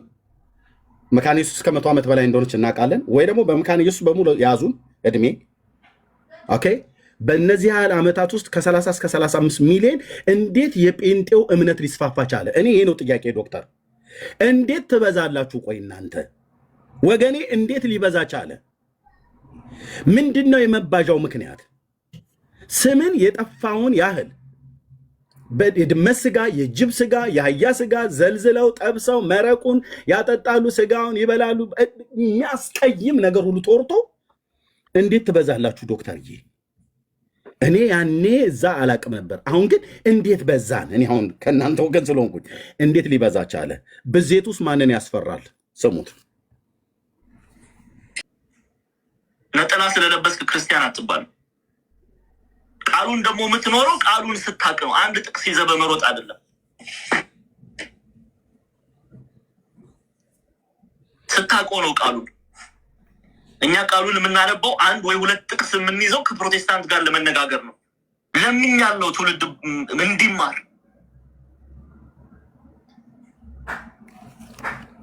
ኦኬ ስጋቱ እንግዲህ ዲያቆን አማኑ አሜሪካ ሀገር ነው የሚኖረው። የኦርቶዶክስ ቤተክርስቲያን ዲያቆን ነው። የቅድስት ሥላሴ መንፈሳዊ ኮሌጅ ምሩቅ ነው። መጽሐፍትን ጽፌያለሁ ይላል፣ ያስተምራል። እውነቱን ግን ፍርጥ አድርጎ ተናገረ። በስታስቲኩ መረጃ መሰረት ኢትዮጵያ ውስጥ ባለው አግኝቷል። ከራሱ ከኦርቶዶክስ ከዛውን ያገኘው የጴንጤው ቁጥር ምን ያህል እየጨመረ እየሄደ እንዳለ። የጴንጤው ቁጥር በምን እንደሚጨምረው እንደተባለ ስንዴ እየሰጠን ነው ወይ? የለም። ዘይት እያደል ነው ወይ? አይደለም። ታዲያም እንደው ከተባለ የወንጌል ሰበካ ጴንጤ ቤት እኛ ቤት የማይቀለድበት ሐቅ ነው። የወንጌል ሰበካው እዚህ እኛ ቤት የማይቀለድበት መራራ እውነት ነው። ከዚህ የተነሳ ነው አየህ ቤተ ክርስቲያን እያደገች የእግዚአብሔር ቃል ያድግ ያሸንፍ ደግሞ በቁጥርም ይበዙ ነበር ይላል። ልክ ነው። ስለዚህ ጴንጤው እየበዛ የመጣው ተዋልዶ ብቻ ሳይሆን በስጋ ተዋልዶ ብቻ ሳይሆን የወንጌል ስብከቱ ሁሉ ይቀጥላል። ኦርቶዶክሳውያን በዚህ በ11 ዓመት የሶሻል ሚዲያ አገልግሎት ውስጥ በኤርሚያስ እጅ ብቻ ጌታን የተቀበሉ ሰዎች ቁጥራቸውን ባሳይህ የተላጠ ኤሌክትሪክ ልትይዝ ትችላለህ ብራዘር። ግን እኛ እረኛው የቁጥር የጸጋው ባለቤት እግዚአብሔር ነው። ያዳናቸው እግዚአብሔር ነው። ኦኬ ያለ ስራ እዚህ ጋር መጥቶ የሚጮህ ሰው መስለው ከሆነ ዋናው ስራዬ ወንጌል ሰባኪነት ስለሆነ ዋናው ስራችን ወንጌል ሰባኪነት ስለሆነ ማለት ነው። ኦኬ ስለዚህ ጴንጤው 100 ዓመት ሳይሞላው ከ30 እስከ 35 ሚሊዮን አሁን ከደረሰ የሙሉ ወንጌል ቤተክርስቲያን የ65ቱን ዓመት ዕድሜዋን ይዘን ማለት ነው ከደረሰ እስቲ 300 ዓመት ከዚህ በኋላ ኦርቶዶክስ 1700 ዓመት ነው። ጴንጤ 300 ዓመት በኢትዮጵያ ውስጥ ቢቀመጥ ሱዳንና ኬንያን በሙሉ ለወንጌል ያንበረክከዋል። ለምን? ኃይላችን የእግዚአብሔር ልጅ ኢየሱስ ነው። እንድናገለግለው የወንጌሉን ስብከት የምንሰብከው በማን ነው? በመንፈስ ቅዱስ ኃይል ነው። ለዚህ ነው ፔንቴኮስታልነትን ብዙዎች ሊያጠለሹት የሚፈልጉት ማለት ነው። በመንፈስ ቅዱስ ኃይል ማለት ነው። የስጋ ቦልድነስ አይደለም፣ ስሜት አይደለም። በመንፈስ ቅዱስ ኃይል የወንጌል ስብከቱ ስለቀጠለ እጅግ አስፈርቷል። ይሄ ወንድም ምን አለ? ከ30 ማነው በዚህ 5 ዓመት ውስጥ እናንተ እስላም ነው መሬቷን ነው ምድሪቱን ይወርሳል ብላችሁ ስጋት ያላችሁ፣ እኔ ግን ልንገራችሁ በዚህ 5 ዓመት ውስጥ በዚህ ከቀጠለ ከእስላም ሳይሆን በኢትዮጵያ ውስጥ ከኦርቶዶክስ ተዋሕዶ ቤተክርስቲያን የጴንጤ ቁጥር ባይበልጥ ምን አለ በሉኝ አለ። ሌሎቹ ከዚህ ጋር ይጋራሉ እንዴ? ጳጳሳት ባሉበት ስብሰባ በተደረገበት ምን አለ ይሄኛውስ ሰው? ሌሎቹ ይጋሩታል ይሄን ነገር ወይስ አይጋሩትም? የዚህ ልጅ ስጋት ብቻ ነው ወይስ የቤተክርስቲያኒቱም ስጋት ነው? የመሪዎቿም ስጋት ነው? ለምሳሌ ይሄ ልጅ እስቲ ምን አለ? ማነው ይሄ ስብሰባ በዚህ ስብሰባ ላይ የነበረ ከቁጥር አኳያ ኦኬ፣ አንዴ የታገሱኝ ከይቅርታ ጋር ኦኬ፣ ሶሪ። እና ጴንጤው ወንጌል የሚሰብከው ኬት አምጥቶ ነው ብለህ አልከኝ። የኦርቶዶክስ ቄስ እንዲፈቅድለት ነው እንዴ ታዲያ? ወንጌል እናንተ ስበኩ፣ ለወንጌል ስብከት ልከናችኋል ተብሎ እኮ ከመምሬ የተሰማ እጅ ቡራኬ ተቀብለ መሄድ የለብንም። እግዚአብሔር ጸጋ የሰጣቸው በቤተክርስቲያን እኛም ፓስተሮች አሉ። አቤት ፓስተር፣ አዲስ ወረቀት አድርግ፣ ሌላ ወረቀት። ኦኬ ኦኬ፣ እሺ ኦኬ። ከቄሶች እጅ ስልጣን እንድንቀበል እሺ እሺ እሺ፣ ከቄሶች እጅ ስልጣንን ተቀብለን እንድንሰብክ እንዳጠብቁ። ለምን? እኔ የኦርቶዶክስ ተዋሕዶ ክርስቲያን ቄሶች ስልጣናቸው ሐዋርያዊ ስልጣን አይደለም ብዬ ከዚህ በፊት ተናግሬያለሁ። አንድ መጥቶ ግን ሐዋርያዊ ስልጣን ነው ብሎ ያለኝ ሰው ግን የለም። ለማናደድ አይደለም። ማን ነው ቄስ ሆኖ በኦርቶዶክስ ክህነት እንደሚሾም ቄስ ሆኖ የተሾመ ሐዋርያ አሐዱ አብ ቅዱስ እያለ የሚቀድስ ሐዋርያ የነበረ ሲበት በታሪክ ውስጥ ያሳዩን? የለም የለም።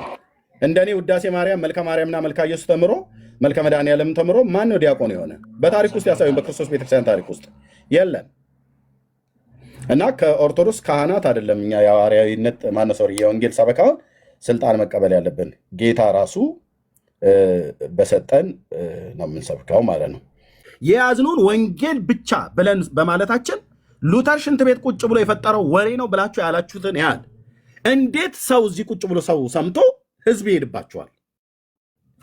ለምንድን ነው ከተባለ ጴንጤው ወጥሮ ቀን ከሌሊት በጋ ከክረምት ጠዋት ማታ የተሰቀለውን የአብን ልጅ ኢየሱስ ክርስቶስን ይሰብካል፣ እንሰብካለን። ስለዚህ ቤተክርስቲያን እያደገች እያሸነፈች እየበዛች ትሄዳለች ማለት ነው። ሚስጥሩ ይሄ ነው። ይሄንን ስልጣን ደግሞ እንድንሰብክ ኤርሚያስ ማን ነው የሰጠ ብለህ ካልከኝ ጌታ ኢየሱስ። ማንም አይከራከርም። ጌታ ኢየሱስ ውጣና ወንጌል ስበክ ብሎ የሚለኝን ድምፅ ሰምቼ ከጌታ አይቼ ነው የወጣሁት። ማናቸውንም እኛ ጋር ተናገሩ ብለህ ብትላቸው እንደዚህ ነው የሚናገሩት።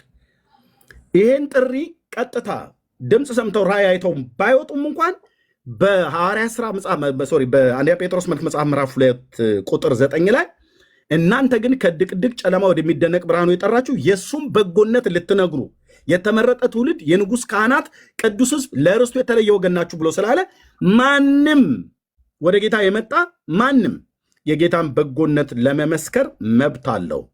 በመዝሙር 107 ቁጥር 2 እና 3 ላይ እግዚአብሔር ያዳናቸው ከጠላቶቻቸውም እጅ ያዳናቸው ይናገሩ ይላል። ምኑን? በጎነቱን፣ አባትነቱን፣ ምሕረቱን፣ ፍቅሩን፣ ቸርነቱን፣ ጌትነቱን፣ ሰውን መውደዱን፣ የጸጋውን ባለጠግነት፣ የምሕረቱን ባለጠግነት፣ የፍቅሩን ባለጠግነት እንሰብካለን። ኦኬ፣ እንሰብካለን። ከኦርቶዶክስ ቄሶች ወይ ከኦርቶዶክስ ጳጳሳት የወንጌል ሰበካ ደብዳቤ ማግኘት አይጠበቅብንም። መንፈስ ቅዱስ ሰጥቶናል። በዘመናት መካከል ሲሰጥም ነበረ። ለዚህ ነው አየህ የጴንጤው ቁጥር እየጨመረ መጣ። በ65 ዓመት ዕድሜ ውስጥ የሙሉ ወንጌል ቤተክርስቲያን ብቻ አባላት ስንት ናቸው? ከ8 ሚሊዮን በላይ ይመስለኛል አይደል? 10 ሚሊዮን በላይ ሆነዋል። ከ10 ሚሊዮን በላይ ልብ በሉ፣ የሙሉ ወንጌል ብቻ ማለት ነው። ልብ በሉ ወገኖቼ፣ ደንግጥ፣ ሰይጣን ይደንግጥ በጌታ በኢየሱስ ስም። ከ10 ሚሊዮን ህዝብ በላይ ለክርስቶስ ወንጌል እንዲንበረከክ አድርጋለች። በመዝገቧ ላይ ባይጻፍም ከነዚህ መካከል አንዱ ኤርሚያስ ነው፣ አንዱ ዶክተር ሻውል ነው። ልብ በሉ፣ የሙሉ ወንጌልን ብቻ ነው ያልኩ፣ የሙሉ ወንጌልን ብቻ 11 ሚሊዮን ነው። ዋሪር ስዬ ቴንክ ዩ ብራዘር። ቁጥሩ ከ10 ሚሊዮን በላይ ነው።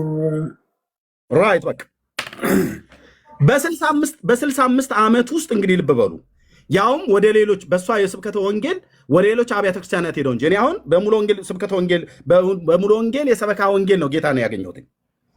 ሄጄ ግን አባልነት እኔ የተጠመቅኩት ጉባኤ እግዚአብሔር ቤተክርስቲያን ነው። ስለዚህ በሙሉ ወንጌል ቤተክርስቲያን የወንጌል ስብከት መካነ ኢየሱስ ሄዱ፣ በወንጌል ስብከት መሰረ ክርስቶስ ሄዱ፣ የተለያዩ አብያተ ክርስቲያናት ጋር ሄዱ። ስንት ሚሊዮን ትውልድ ነው ያለው? 65 ዓመት የሞላት ቤተክርስቲያን በትንሹ አሁን በእጇ ላይ ከ10 ሚሊዮን በላይ ህዝብ ካላት ሌሎቹን ቸርቾች ተዋቸው። እነ ቃለ ሕይወት፣ እነ መሰረ ክርስቶስ፣ እነ መካነ ኢየሱስ ምናምን ብለህ ብትላቸው ለጊዜ ተዋቸው። ሕይወት ብርሃን፣ ጉባኤ እግዚአብሔር፣ ገነት ቸርች ተዋቸው ለጊዜው። አማኑኤል ተወው ለጊዜው። ሙሉ ወንጌልን ብቻ ብትይዝ በዚህ አካሄዷ ኦርቶዶክስ 1700 ዓመት አንድ ሹን ተወውና ለሙሉ ወንጌል 700 ስጣት።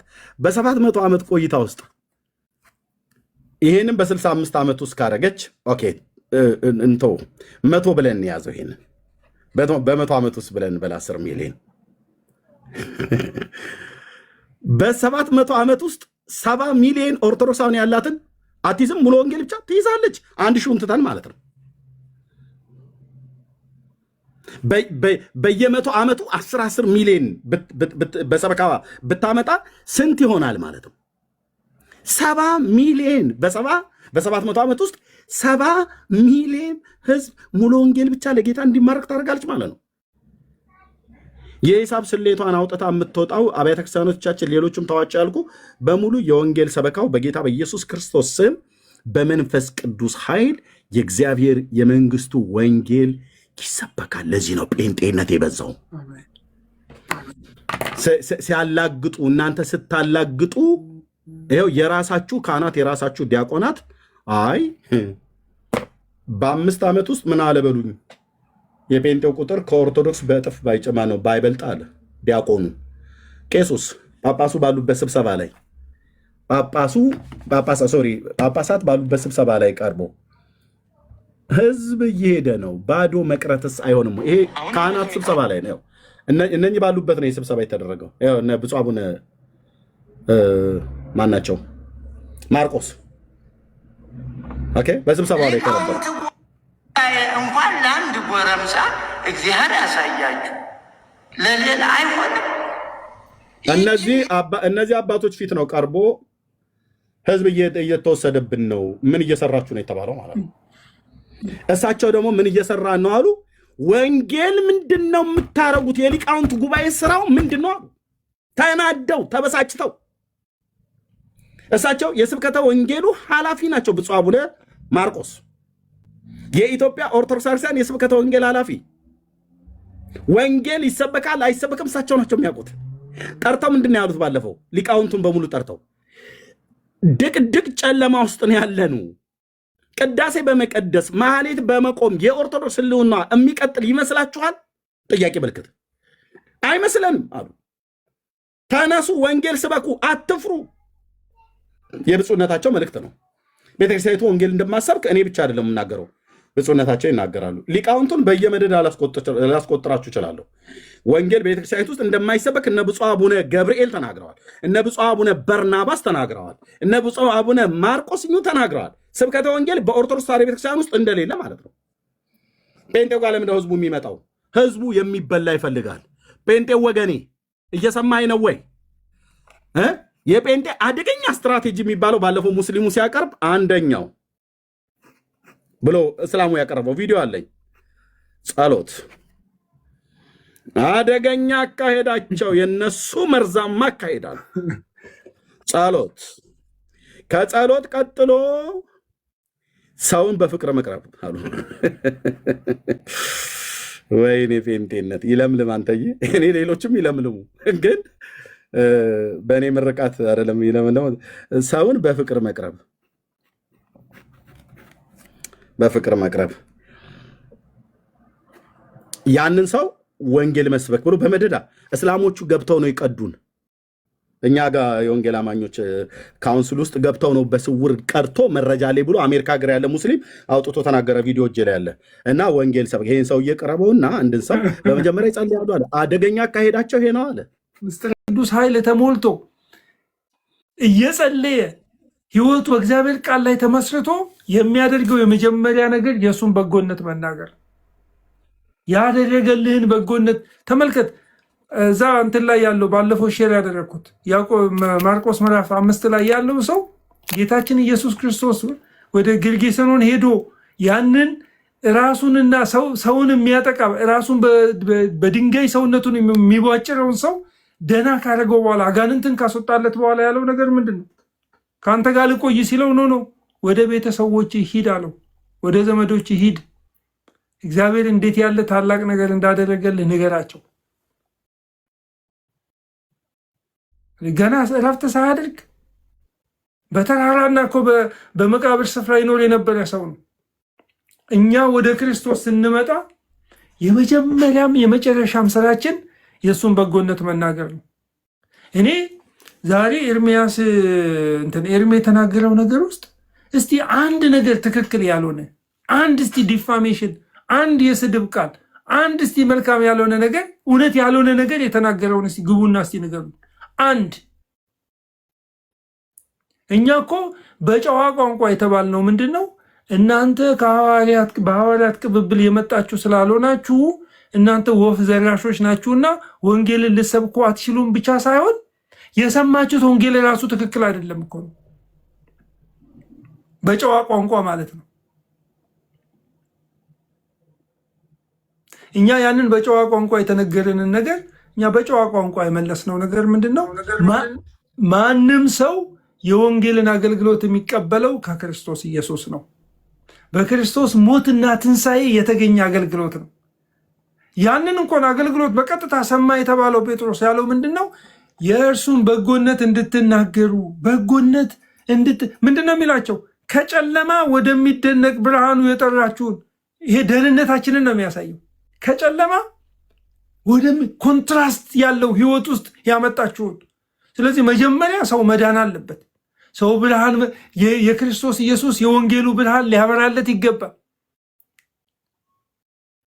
ወንጌል ሰው ሰብኮ ነው እናንተ መስበክ የለባችሁም ወይ የሰማችሁት ወንጌል ልክ አይደለም ብሎ ሊለን የሚገባው።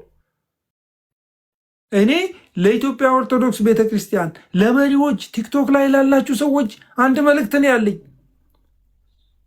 ጴንጤን መስደብ፣ ጴንጤን ማንቋሸሽ፣ ጴንጤ ላይ ማሾፍ መቀለዱን ተውና ወንጌልን ስበኩ። እንደዛ እንደ ወንድማችን አማኑኤል ምንድን ነው ዲያቆን ነው ኤርሚዬ? ዲያቆን ነው፣ መምህርም ነው፣ ዲያቆንም ነው። ቁጭ ብዬ ከሱ ጋር ቁጭ ብዬ እንደው ሌላ ነገር ይሎታል እንጂ ገብቼ ብሰማው ባዳምጠው ደስ የሚለኝ ልጅ። ወንጌልን ስበኩ እንደ ወንድማችን አማኑኤል፣ እንደ ዲያቆን አማኑኤል የሐዋርያት ሥራን ሲያስተምር አይቼዋለሁ። ቁጭ ብሎ ማፕ እንትን እያደረገ ወንጌሉን ከፍቶ ማለት ነው፣ አንድ ሌላ ነገር ሳይጨምር። እኔ አፍ ያላችሁ ሰዎች፣ መናገር የምትችሉ ሰዎች ለእነ አኬ ቻሌንጅ ማቀርብላችሁ፣ ለእነ ልደተ ቃል ቻሌንጅ ማቀርብላችሁ። እስቲ ማቴዎስ ወንጌል ምዕራፍ 1 ብላችሁ ጀምሩና ምዕራፍ 28 ላይ እስቲ ያቁሙ። ማርቆስ ወንጌል ምዕራፍ 1 በሉና ምዕራፍ 16 ላይ እስቲ ያቁሙ። እስቲ ዝም ብላችሁ እስቲ መጽሐፍ ቅዱስን እስቲ ያስተምሩ።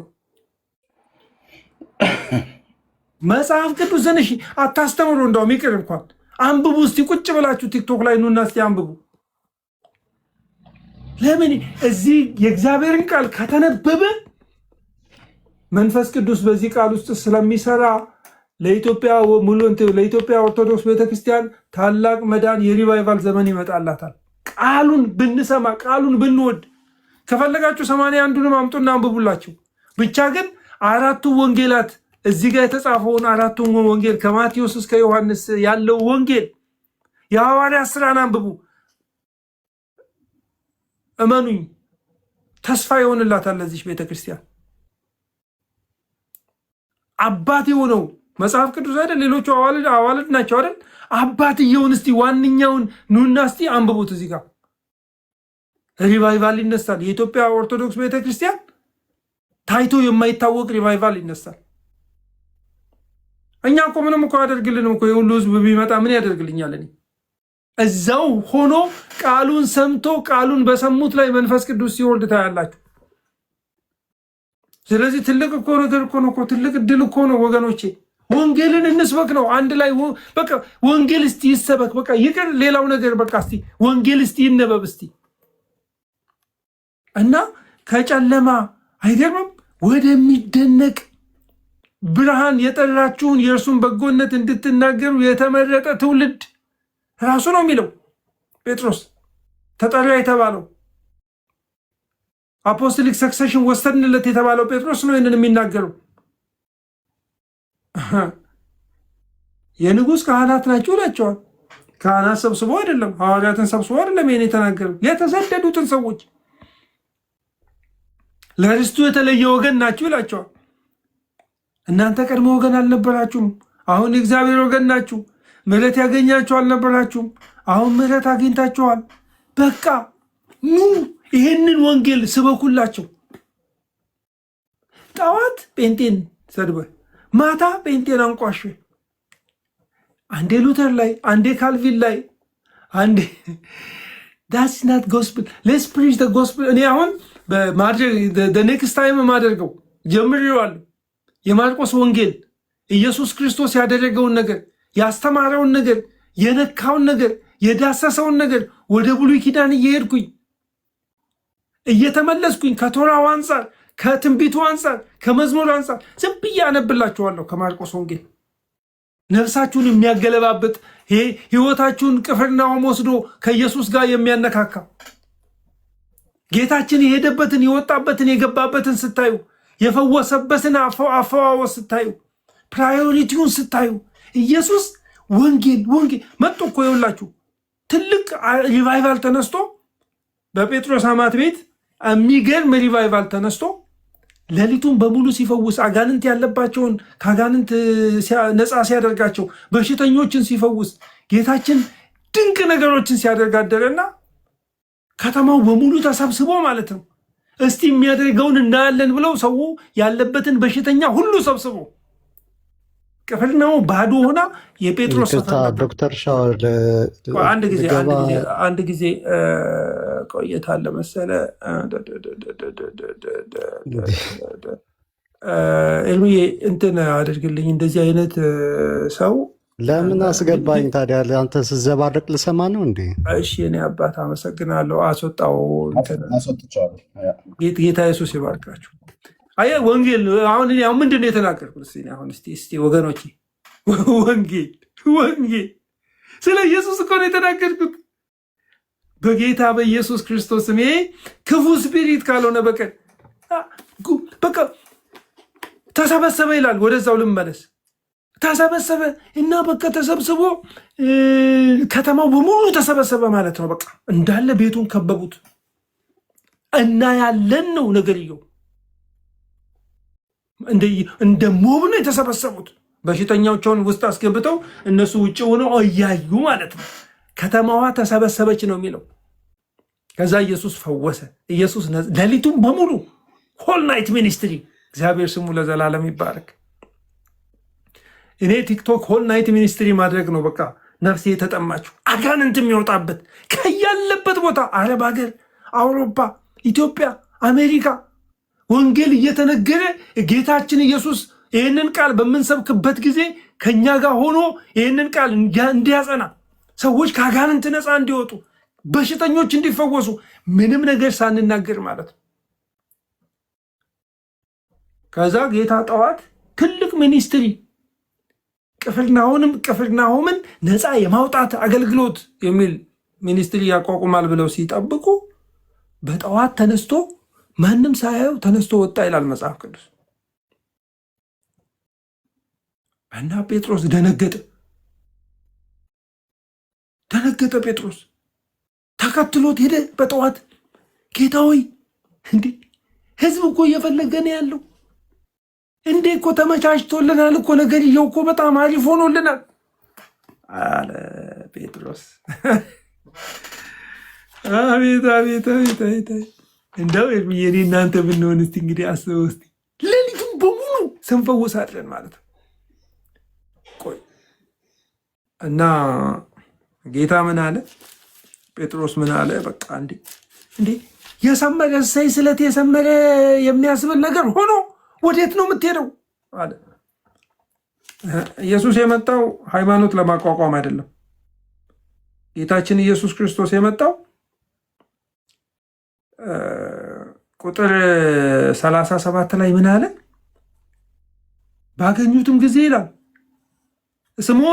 ስምዖንና ከእርሱ ጋር የነበሩት ገስግሰው ተከተሉት። ባገኙትም ጊዜ ሁሉ ይፈልግሃል አሉት። ሁሉ ይፈልግሃል አሉት ይላል። እርሱም በዚያ ደግሞ ልሰብክ ወደ ሌላ ስፍራ በቅርብ ወዳሉ መንደሮች እንሂድ፣ ስለዚህ ወጥቻለሁ አላቸው። የእኔ ዓላማ የሆነ ስብሰባ ሰብስቤ የሆነ ነገር ማድረግ አይደለም። የእኔ ዓላማ የሆነ ፌም ማምጣት አይደለም። እኔ እኮ መለኮት እኮ ነኝ። አላወቃችሁም? ገና አልገባቸውም። ገና ነው እሱ ገና ነው። ገና ትሬኒንጉ ገና ነው።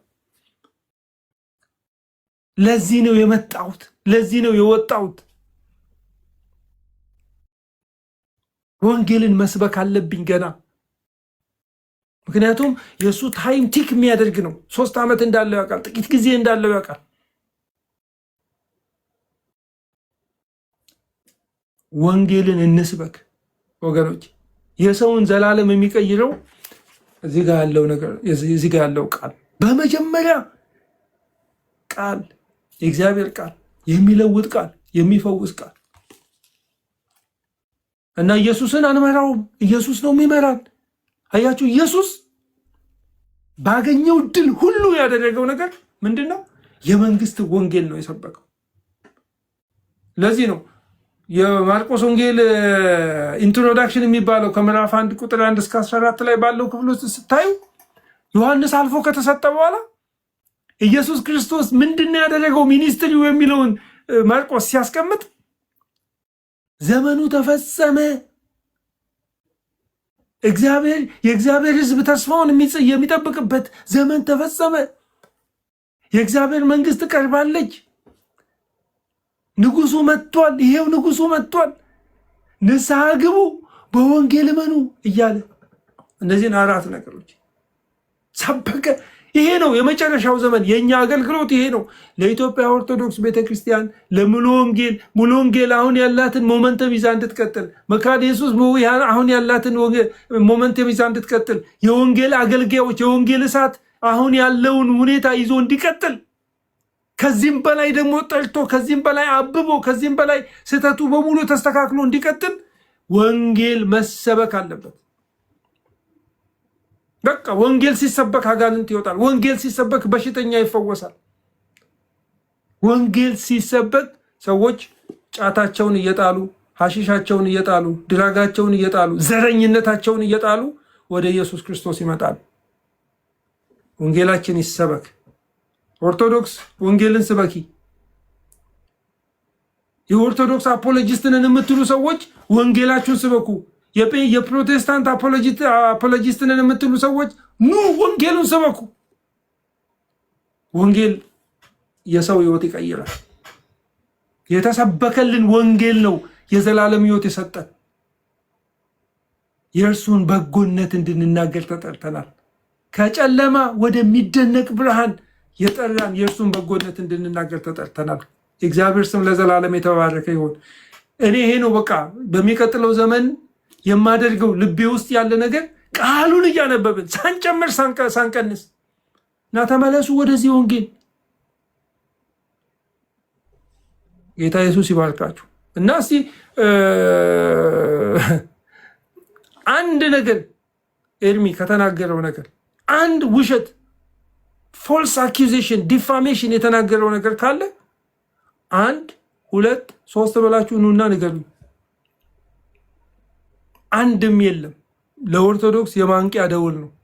ውስጥ የምናወራውን ነገር ለእናንተ መድኃኒት የሚሆን ነገር ነው የተነገረው።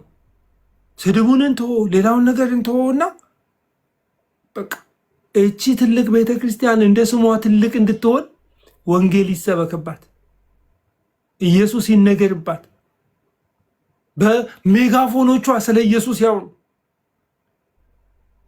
ጉልላቷን አይቶ ኢየሱስን የሚያውቅ ሰው ሊኖር አይችልም። ጉልላቷም ኢየሱስ ነው። ኦኬ እንትን ሜታፎሪክ እንትኑ ሊሆን ይችላል። በቃ ሚኒንጉ እንደዛ የተቀመጠ ሊሆን ይችላል። ኦኬ ግን ኢየሱስን ሰው መስማት አለበት። ሳይሰማ ሰው እንዴት ያምናል? እምነት ከመስማት ነው። ጉልላት አይቶ እምነት ሊሆነው አይችልም። ኢየሱስ ክርስቶስ ይሰበክ ይሰበክ ይሰበክ ይሰበክ። ክብር ለእግዚአብሔር። ሌላ ምንም ዓላማ የለንም። እኔ ምንም ዓላማ የለኝም። ይህንን ሁሉ ሚዲያ አቋቁሜ ምንም ዓላማ የለኝም። ከቲክቶክ የማገኘው 5 ሳንቲም ነገር ማግኘት እንደዚህ አይደለም የሚገኘው። እና ኦርቶዶክሳውያን ለጴንጤዎች ሁሌ እናገራለሁ፣ ታውቃላችሁ። የሚሳደብ የስድብ ቃል ከአንደበቱ ከብዕሩ የሚወጣ ጴንጤ አይደለም በፍጹም። ይሄ የወንጌል አማኝ አይደለም። ከአንደበቱም ከብዕሩም የሚወጣ ሰው እንደው የማውገዝ ስልጣን ጌታ ቢሰጠኝ አወግዛችሁ ነበር። ከአንደበታችን ሰውን ለማነጽ ያልሆነ በመንፈስ ቅዱስ ያልተከሸነ ጸጋን የማይሰጥ ንግግር፣ የስንፍና ንግግር፣ ጭቅጭቅ ያለበት ንግግር ከአንደበታችሁ አይውጣ፣ አይጻፍም ደግሞ። ግን ኦርቶዶክሳውያን የስድባችሁን ልክ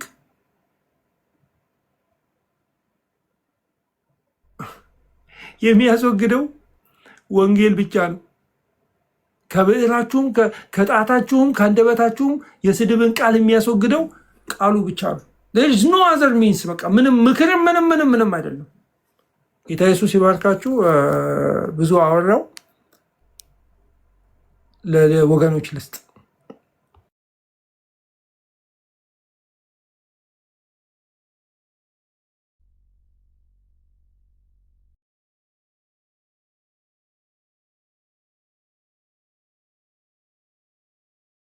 ሰላም ለእናንተ ይሁን ወገኖች። ቀጥል ዶክተር ሰላም ይብዛ። እንዴት ናችሁ? ሰላም ናችሁ ወይ? ሰላም ብያለሁ። እግዚአብሔር ይመስገን። ዋሪየር ወንድማችን እንኳን ያመጣ ወንድማችን ሰላምታ ይስጣ። ተባረኩ። አሜን። ሰላም ለእናንተ ይሁን። የጌታ ጸጋና ሰላም ይብዛላችሁ። ደስ እያለ እየሰማሁ ነው። ቀጥሉ። ደህና ነኝ፣ እግዚአብሔር ይመስገን። ቀጥሉ፣ ደስ ይላል። ቀጥሉበት። እኔም ሀሳብ እሰጣለሁ በኋላ። ዮሲዬ ቀጥል አንተ። ቆንጆ ጊዜ ነው። ደስ የሚል ውይይት ነው እየተወያያችሁ ያላችሁት። ወድጄዋለሁ። ሚዲያን ለእግዚአብሔር መዋጀት ማለት ይሄ ነው። ከዚህ በላይ ምን አለ ብላችሁ ነው? አንደበታችን ቢከፈት ስለ ጌታ ዳኝነት ከመናገር ውጭ ምን የሚያኮራ ነገር አለ? ሌላ ነገር ብንናገር አያምርብንም። ያንን ጌታ የተሰቀለውን ጌታ መናገር ግን የመሰለ ትልቅ እድል የለም ወገኖች። ምክንያቱም ጌታ በጣም ወዶ የመጽሐፍ ቅዱስ ክፍል አለ። ሉቃስም በተከታታይ ያስተምር ነበር ከዚህ ቀደምና በጣም ገዢ የሆነ የእግዚአብሔር ቃል ነው። ኢሳይያስ 61ን ጠቅሶ ጌታ የተናገረው ንግግር በጣም መሰረታዊ ነው። ለዚህ ዘመንም ትርጉም ያለው ዘመን ተሻጋሪ እውነትን ያቀፈ መጽሐፍ ቅዱሳዊ ሐሳብ ነው እና በጣም ይደንቀኛል። ጌታ ኢየሱስ ሉቃስ ምዕራፍ 4 ቁጥር 18 ላይ ገና አገልግሎቱን በጀመረበት ሰዓት ስለሱ ማንነት ግልጽ አድርጎ አስቀመጠ። ማንኝ ጌታን ለማወቅ ለሚፈልጉ ሰዎች ማን ነው ለሚሉ ሰዎች የጌታ መልስ በዚህ ክፍል ላይ ጌታ ስለሱ ማንነት የተናገረባቸው ንባባት በጣም ጥቂት ናቸውና እነዛም ደግሞ በጣም መሰረታዊና ገዢ ናቸው። እንደምታውቁት ሰዎች ሲጠይቁት መልስ ይሰጣል በእርግጥ። ነገር ግን ይሄ አሁን የምጠቅሰው ወይም ማነበው ቃል ሁላችሁም ታውቁታላችሁ። ስለሱ ማንነትና አገልግሎት በግልጽ የተናገረበት ገና አገልግሎቱን ሲጀምር የመሰከረበት ኢሳይያስ 61ን ጠቅሶ ያስቀመጠበት ቃል ነውና በጣም የምወደው ክፍል ነው እና በጣም ይገርመኛል። ይህ ቃል እንደዚህ ይላል። ሉቃስ ምዕራፍ 4 ቁጥር 18 የጌታ መንፈስ በእኔ ላይ ነው አለ። በጣም መሰረታዊ ነገር ነው። ለምንድን ነው በጌታ ላይ የጌታ መንፈስ በሱ ላይ ሆነው ብለን ስንጠይቅ ግልጽ አድርጎ እንደሚያስቀምጠው ለድሆች ወንጌል እንድሰብክ ይላል። እንድሰብክ እርሱ ቀብቶኛልና፣ ለታሰሩት መፈታት፣ ለታወሩት ማየትን እንዳውጅ፣ የተጨቆኑትን ነፃ እንዳውጣ፣ የተወደደችውን የጌታን ዓመት እንዳውጅ ልኮኛል። በቃ ጌታ ለምንድን ነው አምላክ ሰው ሆኖ ወልደ እግዚአብሔር ከሥላሴ ሁለተኛው አካል ሰው ሆኖ የመጣህበት ምክንያት ምንድን ነው ብለን ብንጠይቀው፣ ምናልባትም ቃለ መጠይቅ ብናደርግለት የሚሰጠን መልስ እኔ ለሁለት ጉዳይ ነው የመጣሁት። አንደኛውና መሰረታዊ ነገር የእግዚአብሔር መንግስት ወንጌል ለመስበክ ነው። ሁለተኛ የእግዚአብሔር መንግስት ወንጌል በመስበክ ሂደት ውስጥ ደግሞ የታሰረው ይፈታል፣ የታወረው ያያል፣ የተጨቆነው ነፃ ያወጣል። ይሄ ነው የኔ አገልግሎት አለ። አንደበታዊ ድርጊታዊ። እነዚህ ሁለት አገልግሎቶች ግን እውን የሚሆኑት አለ ጌታ ኢየሱስ በጌታ መንፈስ ነው። የተቀባሁት ለዛ ነው አለ። እና የኢየሱስ አገልግሎት መንፈስ ቅዱስን ያገለለ አልነበረም። እንደምታዩት ለታሰረው መፈታት፣ ለተጨቆነው ነፃ መውጣት፣ ለታወረው ማየት ይቻል ዘንድ የእግዚአብሔር መንፈስ ከሱ ጋር ነበር። ወንጌሉንም ለመስበክ ጭምር ብዙ ጊዜ እኛ የሚመስለን ወንጌልን ለመስበክ ምንም አይነት ረድኤት እንደሚያስፈልገን አንዳንዴ አናስብም። በቃ የእግዚአብሔርን ቃል ስለተረዳን መናገር እንደምንችል እናስባለን። ልክ አይደለም። እንደምናስታውሰው አንደኛ ቆሮንቶስ ምዕራፍ 12 ጳውሎስ ስለ ጸጋ ስጦታ አጠቃቀም ሊያወራ በፈቀደበት ስለ ጸጋ ስጦታ አይነትም ለማውራት በፈቀደበት ንባብ እኮ ኢየሱስ ጌታ እንደሆነ እግዚአብሔር መንፈስ ካረዳው በስተቀር ማንም ሊናገር አይችልም ብለዋል። ምክንያቱም ይህ አገልግሎት የመስዋዕትነት አገልግሎት ጭምር ነው። ያው እንደምታውቀው ምስክርነት ዊትነስ የሚለው ራሱ የቃሉ ስሩ አመጣት መስዋዕት መሆን ማርታየር ከሚለው ሐሳብ የመጣ ነው። የወንጌል ሰበካ አገልግሎት መስዋዕትነትን ይጠይቃል። ዝም ብሎ ተናግሮ የመሄድ ጉዳይ ብቻ አይደለም፣ ራስን መስዋዕት አድርጎ ማቅረብም ጭምር ነው እና የመንፈስ ቅዱስ ረድኤት ግድ ነው ማለት ነው። ለዛ ነው ጌታ ኢየሱስ ለመስበክም ለማድረግም መንፈስ ቅዱስ በእኔ ላይ ነው ያለው። እግዚአብሔር ይመስገን። የሚገርምህ ተከታታይ የጌታ አገልግሎትን ከዚህ በኋላ ስትመለከት መንፈስ ቅዱስ ወደ ምድረ በዳ ወሰደው። ከዚህም በፊት እዛ በኋላ መንፈስ ቅዱስ ወደዚህ ከተማ መራው የሚል ነገር የምትመለከተው እና በጌታ ኢየሱስ አገልግሎት ውስጥ ሚናው የመንፈስ ቅዱስ ታላቅ ነበር። ዛሬም ቤተክርስቲያን መስበክ አለባት። የምትሰብከው ወንጌል የእግዚአብሔር መንግስት ወንጌል ኤርሚን አስገባው ዶክተር ሻ የምትሰብከው ወንጌል ግልጽ ነው። በቃ ከጌታ የወሰደችው ነው። ጌታ እኮ የእግዚአብሔር መንግስት ወንጌል ለመስበክና እንዲሁም ደግሞ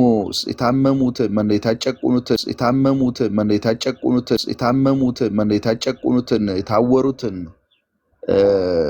ነፃ ለማውጣት የታሰሩትን ለመፍታት ያደረገው አገልግሎት እሱ ብቻ ያገለግለው አልነበረም። ምዕራፍ 9 ምዕራፍ 10 እንደምታየው አንድ ጊዜ 12ቱን ሲልክ ታያለ። ይህንኑ ራሱ ተልኮ ሰጥቶ አንድ ጊዜ ደግሞ 70ውን ሁለት አድርጎ ሲልክ ታያለ። ይህንኑ ራሱ ተልኮ ሰጥቶ ማለት የምናገለግለው የጌታ ኢየሱስ ክርስቶስን አገልግሎት ነው። ደስ የሚለው ያ ነው። ኮንቲኒቲውን የጠበቀ ነው።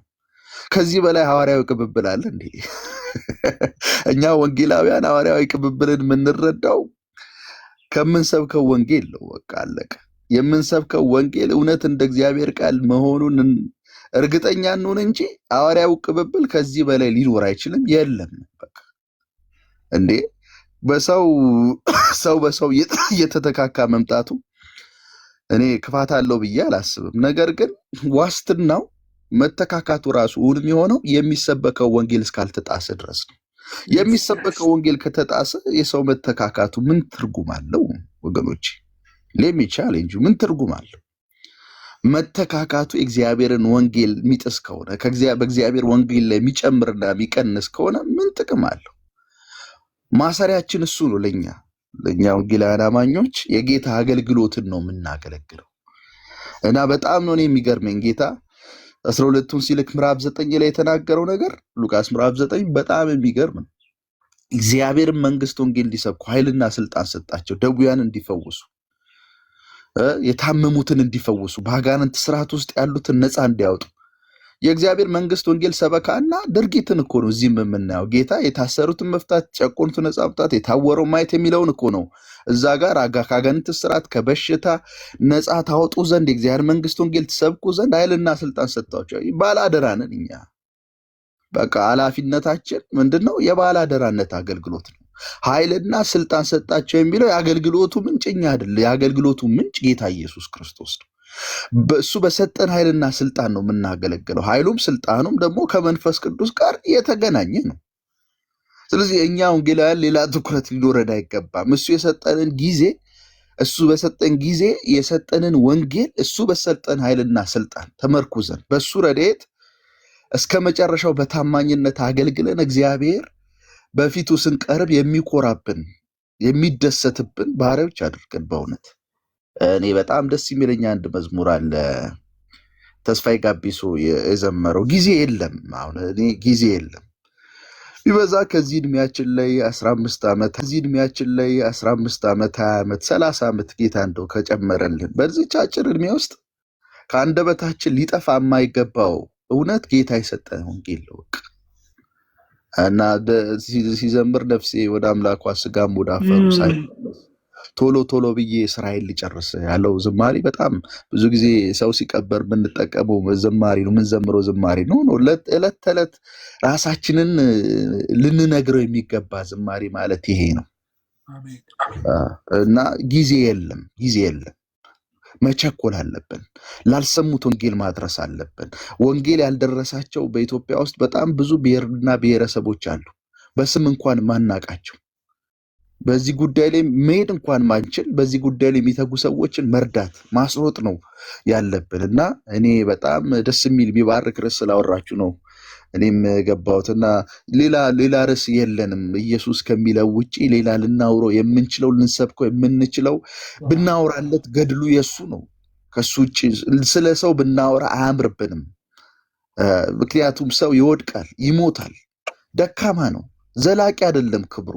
ለዘላለም ጸንቶ የሚኖረው የእግዚአብሔር ልጅ ኢየሱስ ክርስቶስ ክብር ነው እና እሱም ብንሰብክ ያምርብናል። እሱም ብንሰብክ የተሰበረው ይጠገናል። እሱም ብንሰብክ የሞተው ሕያውነትን ያገኛል። ትንሣኤም እዛ ውስጥ እኮ ነው ያለው። እሱም ብንሰብክ ተአምራቱ እዛ ነው ያለው፣ ድንቁ እዛ ነው ያለው፣ ፈውሱ እዛ ነው ያለው። እሱም ብንሰብክ ነው ለእኛ ሕይወት የሚሆንን የሕያውነታችን ማረጋገጫ። በነገራችን ላይ የታቆረ ውሃ እጅግ ረጅም ጊዜ እየቆየ በመጣ ቁጥር ይሸታል። ተራማጅ ነን እኛ፣ አንድ ቦታ ምንቆም አይደለንም። ወንጌል ለዛ ነው ሊሄድ ይገባዋል፣ ሊፈጥን ይገባዋል። ምነው ለዛ ነው በታቆርን ቁጥር በአንድ አካባቢ ጎንዮሻዊ ግጭቶች፣ የተለያዩ ንትርኮች ውስጥ እንገባለን። አንዱ ምልክት ወንጌል ያለመስበካችን ምልክት ነው። በነገራችን ላይ ክፍት ከሆነ ግን ተራማጅ ከሆነ ግን ህይወት ያለው ውሃ ነው የሚሆነው። በሄደበት ቦታ ሁሉ እያረሰረሰ ህይወትን እየሰጠ ለሙት አካባቢን ዳግም ህይወትን እየሰጠ ነው የሚሄደው እና እግዚአብሔር በዚህ ይርዳን፣ በዚህ ያበርታን ለማለት ነው። ዶክተር ሻውል ቴንክ ዩ። አሜን አሜን።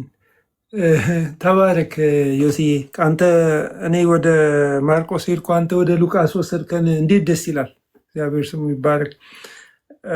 ርዕሳችን ኤርሚ እንትኑ ርዕሱን ወደ ጽፍ ፈልጌ ርዕስ የቱ ጋር እንደምጽፍ ሁሉ ረስቻለሁ። ለካስ አክቹዋሊ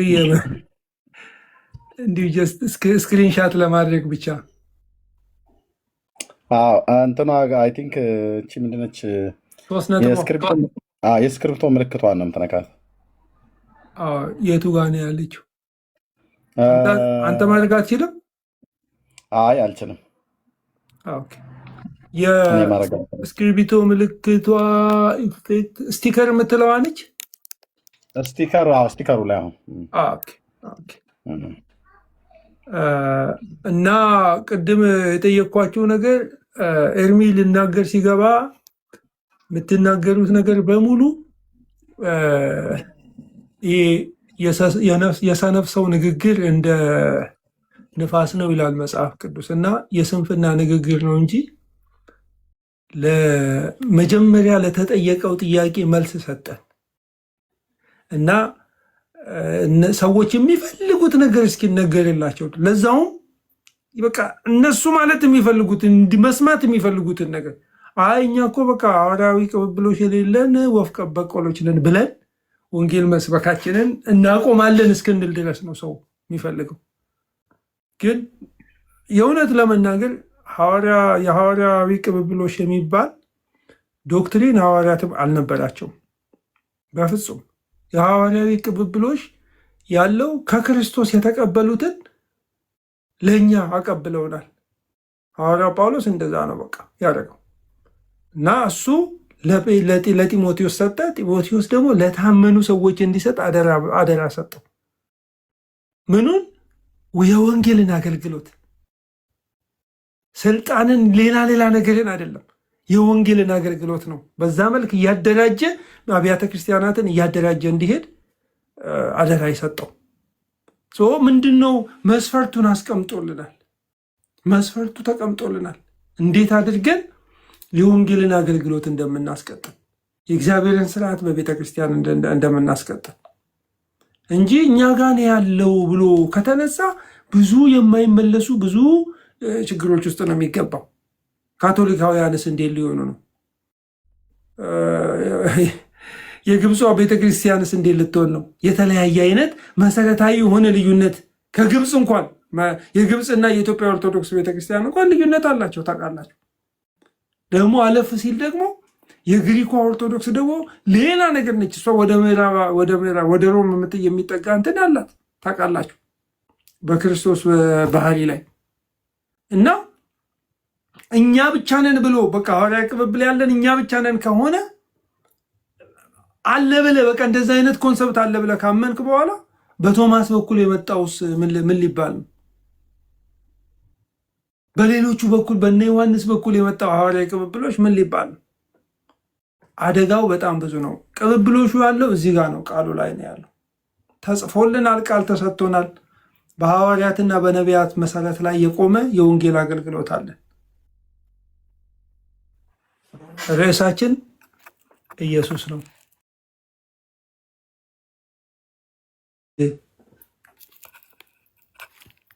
ስንት ሆነ ማለት ነው? አንተ ጋር በጣም መሽቷል። አሁን በጣም እኔ ጋር ራሱ 7 ሊሆን ነው ምሽት ማለት ነው። ግን እኔ መክፈት እችላለሁ። መምጣት የሚችሉ ሰዎች መምጣት ይችላሉ። አይ ቲንክ ዋሪርስ ወንድማችን ይናገርና ከዛ ዶክተር እየዝጋው አንተ ቤት ክፈት። አንድ ማሳሰቢያ መናገር እፈልጋለሁ። ኤርሚዬ ባለፈው አንተ ጋር ተናግሬ ያለው ድል ሰጥተኸኛል። እዚህ ጋር ያላችሁ ወንድሞችና እህቶች ዶክተር በትልቁ ብትሆን አይሻልም? እኔ ማስታወቂያ የምናገርክ ስለሆነ። አዎ እውነት ነው። ጆሲ እንዴት እንደማድረገው ራሱ አንዳንዴ እኮ ይጠፋል። ምን አይነት ነገር ነው?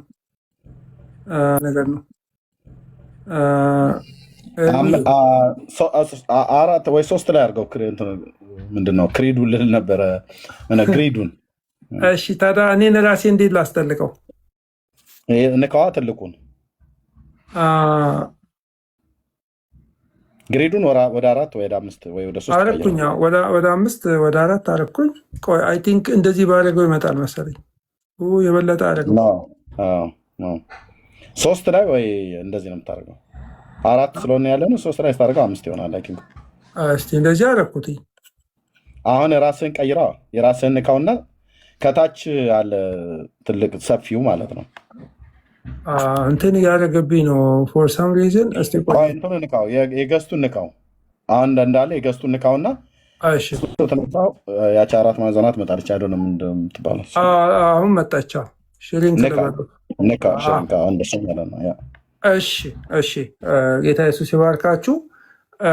ይህንን ማሳሰቢያ በደንብ ስሙኝ ወገኖቼ፣ ይህንን ማሳሰቢያ በደንብ ስሙኝ። ጌታ ኢየሱስ ይባርካችሁ።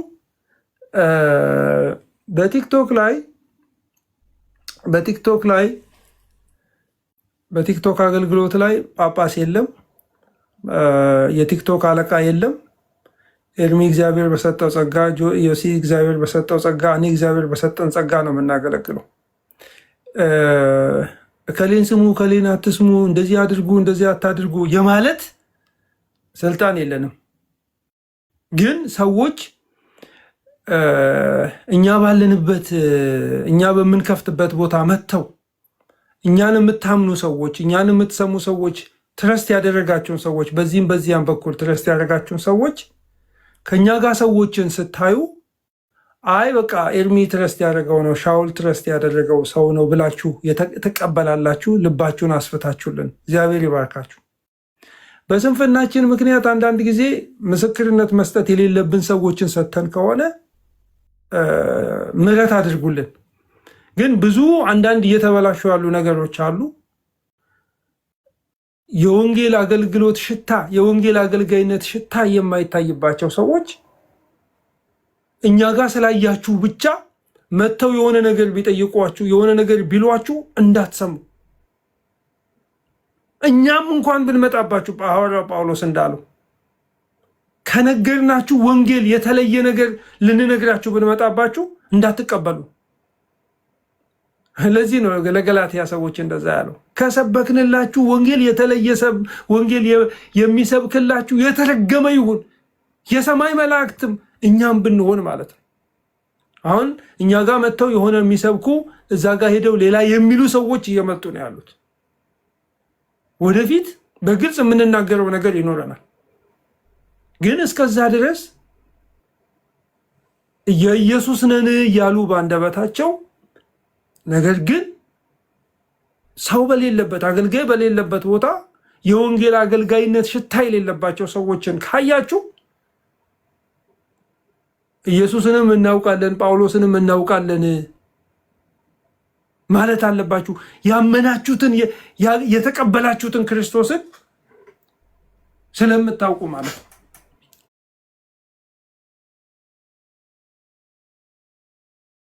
በውስጥ በዚህም በዚያም እየተካሄደ አገልግሎት ስም የሚነግዱ ሰዎችን እምቢ ማለት መቻል አለብን። እኛ ከዚህ በኋላ ለኤርሚም እኔ ኤርሚም ይሄን ነገር በሙሉ ልቡ ነው እንትን ያደረገ የሚቀበለው። ሁላችንም አዲስ ሰው ከፈለገ ከጨረቃ ይምጣ፣ ከፈለገ ከኢትዮጵያ ኦርቶዶክስ ይምጣ፣ ከእስልምና ይምጣ፣ ከፈለገበት ቦታ ይምጣ፣ ኢየሱስን አግኝቻለሁ ካለ ቁጭ ብሎ መማር አለበት። ይሄ ቀልድ አይደለም ወገኖች። ወንጌል አገልግሎት ቀልድ አይደለም። በህይወታችን ተወራርደን የምንገባበት አገልግሎት ነው። ስለዚህ አንድ ሰው አዲስ ክርስቶስን አግኝቻለሁ ብሎ ከመጣ ቁጭ ብሎ የወንጌል አገልግሎት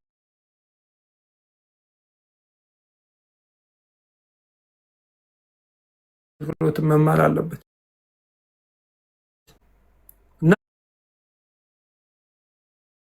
ይሄንን ካለ እንትን በል ወንጌል ይሰበካል፣ እግዚአብሔር ቃል ይሰበካል። ቀጥላለን። ሄርሚ ይቀጥል። ያ ቴንኪው ዶክተርዬ። ይህን ላገርና ወንድማችን ዋሪስ ተናግሮ አንተ ተኛ እኔ ከፍታለሁ። እንደው በጌታ ፍቅር ነው የምንለምናቸው። አሁን ዶክተር ያለው መጨረሻ አካባቢ ላይ በደንብ አጽኖ ሰጥተን የምንናገርበት ነው። በጌታ የምታምኑ ወንድሞች እናቶች፣ አዳዲስ ጌታን ተቀበላችሁ ገና መሰረታዊ የሚባሉ የክርስትና አስተምሮቶችን መጽሐፍ ቅዱሳዊ አስተምሮ በየአብያተ ክርስቲያኖቶቻችን ማለት ነው። መካነ ኢየሱስ ከሆንክ መካነ ኢየሱስ ቁጭ ብለህ ሳትማር የምታውቀው የጴንጤነት ትምህርት የለም። ሙሉ ወንጌል ከሆንክ ሙሉ ወንጌል ቁጭ ብለህ ካልተማርክ የምታውቀው ትምህርት የለም። ጉባኤ እግዚአብሔሩን፣ አማኑኤል፣ ገነት ቸርችን፣ ሕይወት ብርሃን የትኛውም ቦታ ላይ ወደ ጌታ የመጣችሁ ወንድሞች እናቶች እባካችሁ እንለምናችሁ። በጣም ብዙ ነገር እየተበላሸ እያየን ነው፣ እየሰማን ነው። ግን አይተን እና ሰምተን በልብ ትዕግስት እንጠብቃለን እንጂ አሁን እዚህ ሶሻል ሚዲያ ላይ ምን እየተፈጠረ ምን እየተናገረ እንዳለ ምን አይነት አጀንዳ እንዳላቸው እያየን ነው። ስንናገር ግን ድብልቅልቁ ይወጣል። እዚህ አሁን የምትሰሙ ሰዎች በኋላ ስናገር በመረጃ ዶክተርም ሌሎችም ሰዎች ባሉበት በመረጃ ስንናገር ድብልቅልቃችሁ እንዳይጠፋ ማለት ነው። በተለይ ጌታን ተቀብላችሁ ወደ ጌታ የመጣችሁ ሰዎች ይቅርታ አድርጉልኝ፣ የተጠመቃችሁበት የውሃ ጥምቀት ከሰውነታችሁ ላይ ሳይደርቅ የጴንጤነትን ትምህርት አስተምራለሁ ብላችሁ የምትወጡ ሰዎች በጣም በጣም በጣም በጣም ትልቅ ስህተት ነው እያደረጋችሁ ያላችሁ። አትችሉም። እውነቱን ልንገራችሁ፣ አትችሉም። ለምን ደግሞ አትችሉት? የፕሮቴስታንቱ ትምህርት መጽሐፍ ቅዱሳዊ ነው። መጽሐፍ ቅዱሳዊ የሆነው ትምህርት በቤተ ክርስቲያን ቁጭ ብለህ ሳትማሪ ገስት ከፍታችሁ ፕሮቴስታንቱን ወክለህ የምታስተምረዋል። እንኳን እናንተ ትናንት የመጣችሁት አይደለም፣ እኔ እንኳን አልወክልም። 27 ዓመቴን ጨርሼ 28ኛ ዓመት ውስጥ ነው ያለሁት። እንደው ቢያንስ እንኳን ያንተን ያህል ብላችሁ ካላችሁ ቁጭ ብዬ ከ5 ዓመት እስከ 7 ዓመት ድረስ አገልግሎት የሚባል ነገር ሳላገልግል ቁጭ ብዬ ነው የተማርኩት። በጉባኤያት በቤተክርስቲያን ማለት ነው። በተለያዩም አብያተ ክርስቲያናት በኢትዮጵያ ጉባኤ እግዚአብሔር ቤተክርስቲያን የሚሰጠውን መሰረታዊ የክርስትና ትምህርት ከደህንነት እስከ አገልግሎት ትምህርት ድረስ ቁጭ ብዬ ነው የተማርኩት። ወንድሞች እናቶች ከ1 ዓመት በላይ ማለት ነው መሰረታዊውን ትምህርት። እንዴት ነው ቆይ አሁን ወጣችሁ ገና እንደመጣችሁ እኔ ፕሮቴስታንት ነኝና ለፕሮቴስታንት እኔ መልስ የምሰጠው የፕሮቴስታንቱን ትምህርት እኔ የማስተምረው? እኔ ይሄ እንደዚህ አይነት ነገር የምታደርጉ ሰዎች አንዳንዶችንም እያየሁ ስለሆነ ማለት ነው አጽኖ ሰተን የምነግራችሁ የወንጌልን እውነት ስታበላሹ ዝም ብለን አናይም።